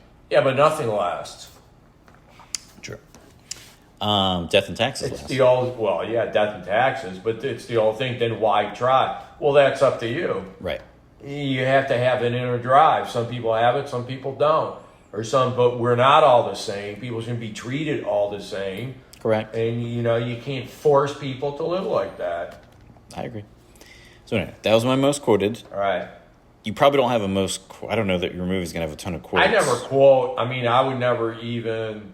I don't think like that. Yeah. Plus, you'd have to quote in a different language for the. Well, I mean, I could do that, but I'm like, I have to go back and watch the movie and then actually think about it. Quote. Right. There's nothing I quote in life. Oh, you're all original?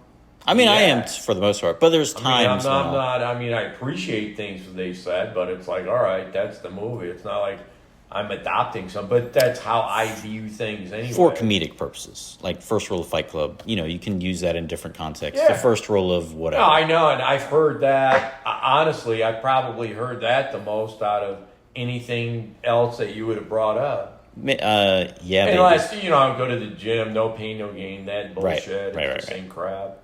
All right, so my best quote, and it's probably not actually the best quote, but I do enjoy it the most. After most. Yeah. Right. So best quote I wrote down. It's from Office Space. It's from an interview that they're having with this guy who really just doesn't do anything at the. It's right. They're going over middle management, and right. So they ask him. They say, "What would you say you do here?" And it's just, you have to see the movie to know why that's hilarious. Because he's basically trying to justify his position, and he really doesn't do anything. So, all right. Once again, it's your personal decision regarding the quote, yep. not something you read critics or everybody. No, this is all me. It's all me. Like, okay. Yeah. The only thing that I reference from, it's not even critics, would be I look at the box office at a certain point. Right. And I put down the top 5. All right. So we'll speed through these. So my next one is Never Need to See Again. These are movies I watched, and it doesn't mean that they were bad. It just means I watched them, and then there's no reason. Not for you. Well, no. It doesn't mean that I didn't like them. There's some I put one and done then. Yes. You didn't need to go back and revisit. Usually it's one that's really long. So I put what was the Holocaust movie? Schindler's List. Yes. So Schindler's List was on this, where wonderful movie. I never. You never watched it again? No. Why would I want to watch it again? Oh, my God. We got to get you out. I got to get you up to New York. I could watch 2 Iron Giants. I've watched it like 10 times. I could watch 2 Iron Giants in the time it takes me to watch one of those. Well, because the movie's like 20 minutes long, for Christ's sake. Right. Boy, what a roller coaster of emotions that is. Iron Giant, I'm talking about. Iron Giant. I'm telling you, I got a buddy of mine. He can book you. He's very good about discussing childhood issues and working through situations. No, I if I ever have an issue, I just watch the Iron Giant, pop it on, and feel much better at the end. All right, so mine Never Need to See Again was the movie Mystery Men, which was awful. The Hurricane, I just didn't enjoy it. That was a Denzel. He plays a boxer who kills someone or something. It's just I didn't think it was that good. Man on the Moon, that was Jim Carrey. Right. I forgot the guy he's So playing. you're going to do various movies of '99 that you saw that I never need to watch again. I never need. And then not from other years. No. Specifically '99. All 90. Everything's 99. All right. And then These were particular ones you didn't need to see again. Yeah, it's just if somebody was like, "Do you want to watch Man on the Moon?" I would just say no. I don't. I've seen it. Never need to watch it again. Right. And then Blair Witch Project. I almost put that down. That was terrified me. 10. I watched it, and I lived in the woods, and that was a stupid thing to do. And I watched it at night. You weren't wandering around out in Crawfordville after that one much? That was well done. That actually launched that whole, like... Oh, yeah.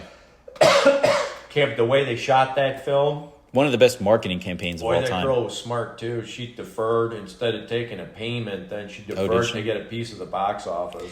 One of the... Maybe the best marketing campaign ever for a movie. Oh, without a doubt. I don't know what would be film. second. Yeah. Awesome movie. I think but the one the guy, hype. one actor, I think he got paid just a couple grand being paid, and she took the percentage for the box office. That movie blew up. Yeah. I think she got like $3.5 million or something. Retired. That was her one and done. That was. She got that paycheck and she was good. And that was Good to the go. internet. It was unique because the internet was still new, and we're like, wait, what is this? It hadn't been filmed like that. Yeah, and you were just like, oh, this feels like this might be real. This might be real. Right. That was I don't think we'll ever get that again. All right. My next category is called Forever in the Queue. These are movies that I've been meaning to watch, and I just, for whatever reason, I never can pull the trigger. Right. I can put one down right now. Iron Giant. Oh, we're gonna. Oh no, that's on your must-watch. No, I was just being facetious. Okay. All right. So mine is 10 Things I Hate About You. It's like a teenage rom-com thing. I heard the title before. Yeah. Another one you've probably watched, Girl Interrupted. That was. I know the name, but that actually that did Angelina pretty Jolie? well. Yeah. Yeah. That actually did pretty well. Was it on my notables? No, but I remember. But I've seeing heard that. good things. Yeah. I'm like That had buzz. Yeah. On some of the sim files there. Virgin Suicides. Yes, that's on my other list. I haven't seen it. Sofia Coppola. Yeah. That's a good movie. Soundtrack's I recommend great. that. That could be in the top 10 easily. Virgin Suicides. I just never watched Great it. cast character. It's one of those I'm like, I really want to watch it. And then when it's time, I'm like, I thought for sure you would have had American Beauty in there. it's on my, I've seen it. It almost made it, but Right. some distance has passed. Correct. And what's his face? The main guy. Kevin Spacey. Yeah, he's had some Issues. legal issues. Yeah. So, all right, I've got a few more on Forever in the Queue. Double Jeopardy. That was probably more of a, now that too much time has passed and Right. I just don't care anymore. But I wanted to see it at the time. Cider House Rules. So, yeah, that was going to be on the, because that did extremely well. I like that film. That was a good film. I haven't seen it. That- It's just always What? on the list. I know, that's why this Oh is my the God. Forever in the Queue. Forever, like, Jesus, out of all those watch Cider House rules, all right. that was with it. Michael, that movie was extremely well done. I've heard it. Again, I it's would just, have put top 5 out of that. Cider House Rules and Virgin Suicides. yeah. 2 films right there. Highly recommend. See, I have good taste. End of Days. That's just an Arnold movie that I'm like, I'm pretty sure. I just love Arnold. End of Day. I saw that movie. I never saw it. That was one of those Friday nights when everything was rented, Blockbuster, and I just grabbed it, and I'm like, pizza, the movie. Right. It was all right. That's exactly what I expect. I just never saw it. Election. I've heard good things. Yeah, I saw the title. I think that's I haven't Matthew seen that Broderick. one. Yeah. Yeah, I haven't seen it. And I forgot the But female actress. It was listed. It's supposed to be really smart. Yeah, Detroit Rock City. I heard it was just a funny comedy. right. And then Bowfinger. I'm pretty sure I won't like it, but I think it's Eddie Murphy and Yeah, Steve Martin. Never saw it. I didn't. Yeah, it Never. was one that I really wanted to see, and I could just. Right, I didn't have just boatloads of money as a junior in high school to watch right. it. Next category is Will Only Watch Against My Will. These tend to be rom-coms, but first one is General's Daughter. I think it's John Travolta. It does not look interesting. And the title just throws me off. Next one is Message in a Bottle. I'm pretty sure Sandra Bullock's in it. No Yeah. interest. Or maybe, I don't know if she is or not. And then Forces of Nature. I think Sandra Bullock's in that. I just don't care. Right. Not a rom-com guy. The next category is Oscar bait I refuse to watch. Wait, what? Oscar bait I refuse to watch. I So don't basically, a understand movie the that's like category. talked about at the Oscars. You know, it's pushed. Oh. It's like, oh, must see. Blah blah blah. Wait, Oscar bait? Oscar bait. So Oscar bait is a Right, I got you. It's- Oscars and fish bait. right. I thought you were referencing something related to masturbation. No, but thanks for bringing that up. That's our next category. Well, hold on. Oscar bait and I refuse to watch. Oscar bait I refuse to watch. That I- The complete sentence would be that I refuse to watch, but Right. you know. There's a lot actually you could put in that. Well, the only one that I There's so listed, much politics, especially now. You look at what's winning Academy Awards. Yeah, now and you're I- like, I can't. I'd have whole list, so I'll keep that one in mind. That's actually a really good category. Right? But this is ones that I refuse to watch. So the only Right. one I had on this was Boys Don't Cry, which I have Come to on. Google. I mean, if you were emotionally touched by Iron Giant. Iron Giant, I'm sure that would have been a quick second. It just doesn't look. Who knows if it's good or not? I have no interest in it. All right, next category. This one's pretty easy to figure out. It's called Most Babelicious. Oh, These are the Wow, hottest babes. So this is one where Joey and Derek were gonna riff, but so I don't put them necessarily in order. But I've got Shannon Elizabeth and American Pie. Did you watch American Pie? yeah, You remember Shannon Elizabeth? Yeah. We all do. right. Yes. Good. I think the viewers may comment on that Great. one too. That's, Googly moogly. we're Junior in high school, and that came on the movie screen. Right. We were just like, mesmerized. yeah, everyone's. We definitely share the same sentiment regarding that. Everyone's so we're taking on their the same page. They're taking their jacket. They're putting it on there. right. Yeah. Next one is Angelina Jolie in Girl Interrupted. I haven't seen it, but I know she's in it. Yeah. She's pretty hot. Yeah, she's hot for the era. Heather. Did you rank these by? I don't like, rank order, them. which the best, or I just put them in order, under like- the category. These are the ones in Right. any, configuration. I'm pretty sure Shannon Elizabeth would take the crown, but I've got a few more. So I've got Heather Graham and Austin Powers. Yeah, I Hot. like Heather Graham. Yeah. I don't know this person's name. The whipped cream bikini girl in Varsity Blues. That was a high school movie Yeah, you probably yeah. didn't watch. No. But it created the whipped cream bikini, which it contributed that's something memorable. to society. Jessica Alba in this terrible movie called Idle Hands. Right. But Jessica Alba was my go-to back then. Oh, really? And then Many a fond memory from the era. she's just amazing. And then Catherine Zeta-Jones in the movie Entrapment, and that's in the laser scene. Yeah. That's all honestly, that's all you need from that movie is that. So, Which I saw that movie. I know what It you're was fine. talking about. but the laser scene is Yeah. worth it. Oh, I know what you were talking about. So I've got the next category is best lesson learned. I've got two. One is the world is closer than you think to a big reset button. That's Fight Club.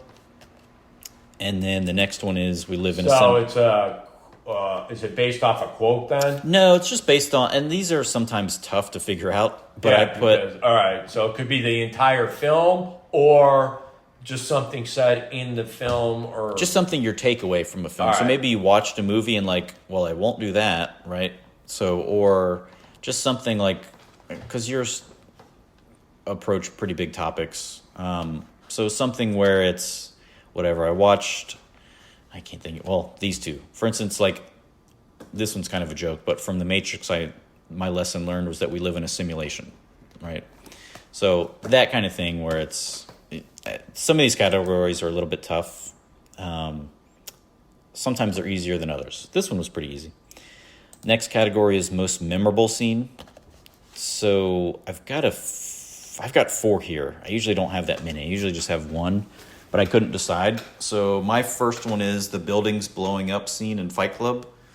It's at the end of the movie. oh, all right. It's just So it's it doesn't have to picturesque. be people. It could be an event or Yeah. anything else. I Just gotcha. it's something that basically how I do it is I look at the movie and I'm like, is there a scene that I think of immediately, right? Or that I can just like picture it right away. So next one when is I think of the film Frida, I think of Salma Hayek and a few scenes out of that movie, and boy, that was really memorable. okay. That might go in the previous category of most babelicious. But like for I'd be instance, memorable. what movies did you have that I've seen? I can't think of any from like Being John Malkovich, but maybe the first time they go into his mind or something. Right. Yeah, I see what you're saying. Yeah, just whatever's memorable. So the next one I had is, you haven't seen this, but Destroying the Copier in the Office Space movie. It's epic. It's basically it's like a Goodfellas scene, but they're instead of beating up a person, they're taking it out on the copier. Next one was in The Matrix, another movie you haven't seen, but him dodging bullets. Right. That- well, I've seen snippets of that. That was so like that would be considered cutting edge. Yeah, you were just for like, that time, it would have been cutting edge. yeah, you were just, now everyone And plus copies the it. graphics, how they did that was pretty cutting edge. You hadn't seen it before. I mean, I saw a couple of friends who saw it in 3D at the theater and flipped out. I was like, all right, you went too far out. That was one of the other, I didn't mention that when we were discussing Matrix, but like the technology that they put in that movie, Yeah, were that just was like super cutting edge. yeah. And then the next one was the plastic bag scene in American Beauty. Yeah, Remember that? Yeah. Hard to like. That was just that, or a rose is falling down on her. Yeah, That was another one. I would have picked that scene. Yeah. because it was so visually stunning the way it was set up. Yeah, it was really well done. So, my next category, we're almost there. Okay, I'm just hungry. Okay, I know I'm getting hungry too, and it's 3:00. So my next category is. O'clock. I know Oh my we're. I even lost track. We're an hour and 46 minutes in. Oh, thank God! Good thing I showed up for this one. Yes. So next one is I'll Die on This Hill. That just means an opinion you have that you kind of refuse to give up on. Mine is The Iron Giant is the best animated movie ever. We don't need All to right, so dwell it's on not that. really based on any criteria No. other than your pick. Yeah, what I will opinion die- do you have? I mean, if you will die on a hill for that movie, I mean, that's a powerful statement. Powerful movie. Powerful movie. Next category is I'm Not Crying, You're Crying. Basically, if something brought you to tears or close to it. And for me, it's Iron Giant. Wolverine. That's 1999, and we don't need to just name every movie I get. Oh, teared okay, up. okay. Jesus, man. I'm sorry. All right. Do you cry a lot during movies, Brooke? I mean, I'm just... I do not. No. So next category is what the fudge was that? And that means what did I just watch, basically? What the hell was that? You probably have a few of those. Yeah, So mine was the movie 8mm. that was a good movie. Okay. Yeah, That was a disturbing movie. Yeah, it was- Audition, I mean, the ending of Audition, and I'm not going to say anything, but there's a scene, graphic scene, you're like, what? That's exactly what 8mm, I didn't know what I was getting into. Yep. And I was just like, That was really well done. because Nicolas Cage was a big star, I think. Yeah. And then this came out, and you're like, what is this? Had no idea what I was getting into there. I was trying to see where this came up in his filmography. That was extremely well done because you really didn't know where it was going to go. Yeah, I thought it was going to be like a crime movie, and it just gets. Well, it kind of really went is. down- it was a crime But movie. boy, but he it gets was like, deep down it the rabbit hole. Yeah, way more in depth than I thought it was going to get. I was not ready. Next one is I'm Not That Person Anymore. All right. These Hold categories are a little tough, but it's basically like when I watched it back then, I loved it or whatever. So for this category, I've got American Pie. Right. Because it was probably my favorite comedy at that time, like that year when I saw it. But now I'm it's not that person anymore. yeah, it's a little sophomoric now, right? I'm just like Right. whatever. It's definitely for that generation. It's for Yeah. You should be in high school when you're watching it. Right, exactly. That's the time, the age element once Yeah. again. The next one is I'm Still That Person. So this is something you love then and you love now. So like I saw Fight Club in theaters. So for me, it's Fight Club. It changed. It literally changed what kind of person I was, and I still feel that way about a lot of things. So, Iron Giant, it's still Fight Club. Okay. I'm just saying. Steve, you say one more bad thing about Iron Giant. I'm Just not one more judging thing. a book by its cover. I'm just It feels saying. like you are. Just putting it out there. Best soundtrack and song. This one's pretty obvious. Oh yeah, I've got some nominations here. So I've got Fight Club, the Dust Brothers, and then the Pixies' "Where's My Mind" song. But Right. the Dust Brothers, it's mostly that's techno. a good category. I'd like that Yeah, category. this one gets fun. Sometimes there's more work to it than I thought. Right. I've got The Matrix because it had Rage Against the Machine, Right. Massive Attack, The Prodigy. Garden was- State had a really good soundtrack. Is that too. 99? Nah, that was Oh. like a So couple just- years after. But there's certain Yeah. movies where they specifically put a lot of work into the soundtrack and the songs. Certain to make directors movie. do that. Correct. They're known for it. Especially during a certain scene. Tarantino, Yeah. known for it. All right, my next one was American Beauty had a really good one. It was Yeah. an eclectic one. Martin It had- Scorsese will put really Yeah. good soundtracks. Well, he always has behind it. Rolling Stones in it. American Beauty had Elliott Smith, Yeah. who's one of my favorites. The band Soundtrack can make or break a film too. It really can. There's somewhere I'm like, the soundtrack was so good, I just love the movie. Yeah, it was Rumblefish, my favorite motorcycle movie. Oh, you told me. That's right. Gomez and then Eels are in that soundtrack as well. This one is definitely this is a high school movie, but it's Cruel Intentions. Yeah, It I remember had- that movie. It was a good movie. Yeah, you It was. definitely delicious in that Yeah. one. I don't know who. You know what? I probably should have put somebody from that. But it had The Bittersweet Symphony by The Verve. Yeah. It had a Counting Crow song. It had a Placebo as a band. I don't know if you know them, but Yeah. a really good song from them. It had the Fat Boy Slim song that was popular at the time. A Bayer Jr. song. But it was like, I was listening to all that music back then. Magnolia is basically, do you know who Amy Mann is? Yeah. Okay, so Till she... Tuesday. Yeah, so she had a solo career. Yeah, 85. So this, she did the whole soundtrack for Magnolia, and she has a song called "Save Me" that might have won the Oscar or Grammy, whatever, for best song. Office Space had just some gangster rap Right. that were hilarious. Virgin Suicides, awesome soundtrack. Right. Air has a really good song called "Playground Love." That's Right. maybe their best song. Idle Hands had a lot Lost of... in Translation had a great soundtrack. Not for 99 is the problem. Steve, let's stay on point. Idle Hand. There were a lot of soundtracks for this year. So Idle Hands was Yeah. just a lot of pop punk, but solid. Ghost Dog had a lot of Wu-Tang Clan, and then the movie 200 Cigarettes had a ton of 80s hits on it. All right, we're at the home. Actually, we're close to the home stretch. So my Put the Phone Away award, which doesn't really apply to you or your generation, but definitely for my generation and younger, it's hard to get people to put the phone away. So this is like when Pam and I are watching something, It's put the so- phone away.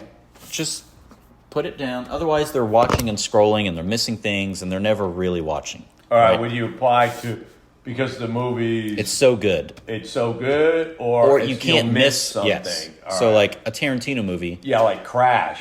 If you I haven't seen it, but you can't afford to miss or something. Amoris Perros. Yeah, you can't miss it. You right. All right. You I miss got ya. 3 minutes, and you're gonna be like, "Hey, who's that?" or "What's that?" or so. For this one, I've got Fight Club because it's just every second of that movie is perfection, and then The Matrix, same thing. Like if you Yeah, miss you'd be a lost. little bit of it, you're just gonna be like, Right. What happened? "Who are these people? Who's Mr. Smith?"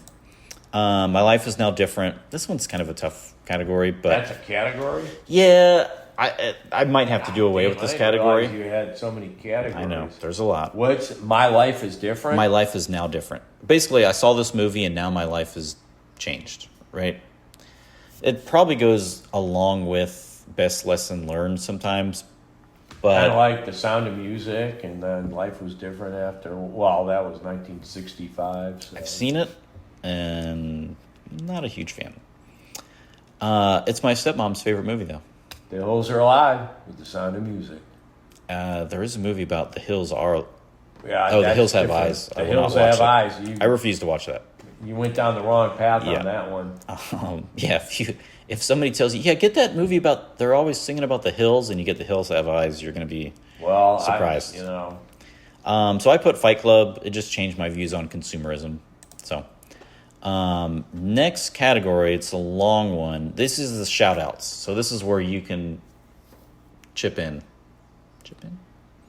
What's the name shout of outs. the category? Shout outs. Shout outs? Basically, movies we haven't talked about yet. Oh, all right. Well, we already brought some of them up there that I had. Cider House Rules, American Beauty. Green Mile was entertaining. American Beauty was huge. I think it might have won Best Picture. Yeah. Did? It gave me award. So that was one of, as far as commercially, it's like one of the biggest movies out there. That one was, it was kind of, you had to see it back then. I had, and plus there would have been, you could have picked a bunch of these categories. You could have picked that film, a lot of parts to fulfill up a lot of these categories, actually. American Pie? Sorry, American Beauty. I don't think there was any crying, but that was definitely like, nowadays it feels like intro to artsy movies, right? Yeah. It just feels kind of like it's pulling from different movies. It's like a paint by numbers kind of thing. But back then, it felt really impactful. I had the Green Mile on here, which I had Green Mile too. deserved. It was good. It was entertaining. Same thing again. Get a rainy night. Get to rent the movie and pizza. That was probably a sad movie. If I remember. Couple PBR tall boys, you'd be good to go. Here's one that you might Eyes Wide Shut. Stanley Kubrick. I think his last movie. Yeah, Nicole Kidman, Tom Cruise. That was well done. That was also a weird one. Those secret societies. They're out there. Watch out, they're out there. The Mummy. I like The Mummy. Surprisingly a fun. I love The Mummy. Yeah, but Brendan Fraser. Rachel Weisz, man, was excellent. Yeah. Next one I had Cruel Intentions. Just a really good movie. Yeah. Like, say what you will. It's a high school movie, sort of, but really well done. Yeah. It kind of turned into a cult movie, too, with younger people. I had Notting Hill down, but you already talked about that. Thomas Crown Affair, not bad. Yeah, it was entertaining. Pierce Brosnan doing his thing. The Talented Mr. Ripley. Yeah. Pretty good. That was, I can't say Matt Damon's breakout role, but just a really well done movie. And Big Daddy was an Adam Sandler movie. Toy Story 2, solid animated movie. It's no Iron Giant, but what is? Jesus. I had The Insider, which I think probably got some Oscar stuff. Yeah, I think Russell Crowe was in that one. It was solid. That got a high rating on the tomato list there for Rotten Tomatoes. I had Varsity Blues, which again just touch on. It's a high school football movie. Right. The World Is Not Enough. We had a James Bond that year. It's fine. Deep Blue Sea is not a good movie, but it's one that Pam and I watched not all that long ago. I'd never seen it, and it's definitely not good. But the black guy makes it all the way through the movie, which is awesome. It's a shark movie. It's Blast from the Past. I saw, and I'm pretty sure I own the soundtrack, which is terrifying. But it's a Brendan Fraser movie. Right. I think he's goes back to the 50s or something, and I don't know. It was during the Zoot Suit phase that the world was going through. Wild Wild West. I never saw it. Never cared to see it. Payback, Mel Gibson movie. Right. I think that was probably not bad. Never Been Kissed was a big rom-com. South Park, the movie. Well, I remember seeing that, and I should not have been able to see it, but I went and snuck in. I did some stuff back then. Boy, that's risky behavior there. I was a little troublemaker. The movie Life was a pretty big deal. That was Martin Short Martin Lawrence and Eddie Murphy. Right. And I'm pretty sure it made a lot of money. Analyze This. Right. Pretty good. Yeah. De Niro and Yeah. Billy Crystal. There was so many movies this year. Any Given Sunday was not a bad movie. House on Haunted Hill, I don't think I watched that. Man on the Moon, I mentioned. Runaway Bride. Now that was actually kind of a fun movie. That was entertaining, actually. It's one of those where I'm not watching it, and then I'm like, oh, that wasn't that bad of a joke, and that one will pull you in. Right. Ed TV was, who knew how relevant? Do you remember that? Yep. That's basically the world we're at right now, where they're recording this guy's life the whole time, and that's what people are doing literally right now. A lot of foreshadowing. Deuce Bigalow was a hilarious movie. I don't know if you saw it. It's Rob Schneider. It's just, he plays a gigolo, and it turns out he's not really good at being a gigolo for like the normal women that would hire a gigolo, like the rich, all these rich women and blah, blah, blah. He's not their type because they're used to getting like the big hunky guy. He takes over this guy's business for a week. I can't remember why. He's like house sitting for him or something. And the guy's like, just don't touch anything, blah, blah. He ends up like breaking his fish. And now he's got to, that's what it is. He has to make like the fish cost. He's got exotic fish. So he's got to like make $100,000 in like a week. And so he basically becomes a gigolo, takes all this guy's business. And it turns out he's really good with all these weird women. So like there's this really tall woman, there's this really big woman, there's a woman who has Tourette's. It's just a fun movie. And then Tarzan, which I don't remember it, but it made a lot of money. Did you have any you wanted to tackle? I know we're going long here. This is a big one. 2 hours. Holy cow. Yeah, I'd have to go back in for shout outs. Oh, that's fine. We'll run through it. We're almost done. That was the biggest one. Now we probably have like 8 minutes left, if that. Next category is just money signs. All right. So this is top 5 grossing. Star Wars, $924 million. Holy cow. 6 Cents made $672 million. Toy Story. So this is actually what you look for the year and then break it down from top down. Yeah. All right. This is the only time Is this American market or worldwide or? No, I think it's worldwide. Worldwide. Yeah.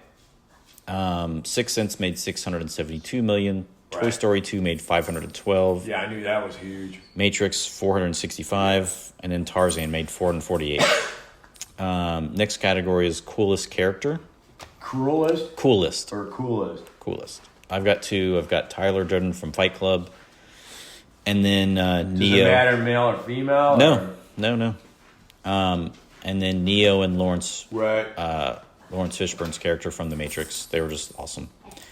Water cooler is the next one. That is basically what were people talking about, and we kind of talked about that as we were going. But for me, I had 3. I had The Matrix, which was all the theories and the tech that was used in the movies. That was what people were talking about, was Blair Witch, is it real, and how they marketed it was a huge topic that people, if you're talking about movies. And then The Sixth Sense, the huge twist at the end. Right. Best villain, this one's tough sometimes. The only one I wrote down was Mr. Smith from The Matrix. Not a traditional villain, but... Right. I understand you there. Yeah. Most disappointing is the movie that I expected to be good and was not good. So, Mystery Men, I kind of talked about that. It was just not good. Where's your mom? Where's she going? Okay. Next one was Star Wars. Obviously, people were pumped to see it. And The Phantom Menace is just not a... I never saw any of those. You're not missing much. Dogma, I really wanted to see. That was Kevin Smith, who had kind of crushed it with... He had Mallrats, and then he had Clerks, or maybe the reverse order. Oh, yeah. And so he was like the indie superstar director. And then correct for that time period. Dogma was his first one with some actual money. He had like Matt Damon and all these people, and the movie just wasn't that good. And then Sleepy Hollow, I really wanted to watch it. I really wanted to like it. It's just not. I didn't like it. Right. Surprisingly good. I saw it. Yeah. It was a letdown. It's fine. Surprisingly good is, I've only got one. But for me, it was Lost and Found, which is a little-known movie with David Spade. It's a comedy. I bought it on a whim at this place called Vinyl Fever in Tallahassee. I bought the DVD for like $3. You know, it was used. Wow. And it was just, I was like, oh, David Spade, he's funny. Right. And the movie's just like this cute little rom-com involving a dog. Right. And it's just a fun movie. And I like David Spade. I've got 2 more categories to go. Best title, which is like, what movie do you see the title and you're just like, oh, well, I'll definitely watch that. So for me, it was Fight Club. Right. Just a cool title. You see that and you're at least intrigued, right? Right. And then the last one is categories Best Fight. So I've got 3, and I kind of covered these, but the Fight Club fights are all great. Neo at the end of The Matrix beating up Mr. Smith. Right. And then guys beating up the copier was just hilarious. And that's it. Whew, that was long. That's 2 hours and 5 minutes. Dude, that's unbelievable for your category list. I didn't know you were going that long on I know. that, That's why I said it's usually half and half. Right. So, anything you want to add? We've had these people for. I don't know if I could subject you to any I'm tired type now. of mental turmoil. I'm tired. I need to take a nap and I think then. you need some Gatorade, man, to get your I actually have- electrolytes, man, to rebalance. I have Gatorade if you want some. Oh, I'm all right. It wasn't too taxing for me. Yeah. I mean, You're in shape and I'm just exhausted. I didn't sleep great. So, with that being said, did you enjoy the podcast? Podcast was spectacular. Your Hope movie the audience selection could have been enjoyed better. This podcast. We have some great recommendations here, so Mostly on my side, but we'll let the people decide. let the people decide. You have to have wide parameters here, so Very wide. Yeah. good choices. All right. Cool. Well, thank you. It was fun. Appreciate it. Appreciate the time. Thanks for the people sticking around. And Assuming they did stick around. Assuming. Yeah. It's all right. We stuck around, so It's true. And Sophie the dog stuck around. She actually just left. She just She's left. like, enough is enough. Enough. That was it. Yeah. Time to exit. That's all. Thank you to the world, and we will see you next time. See.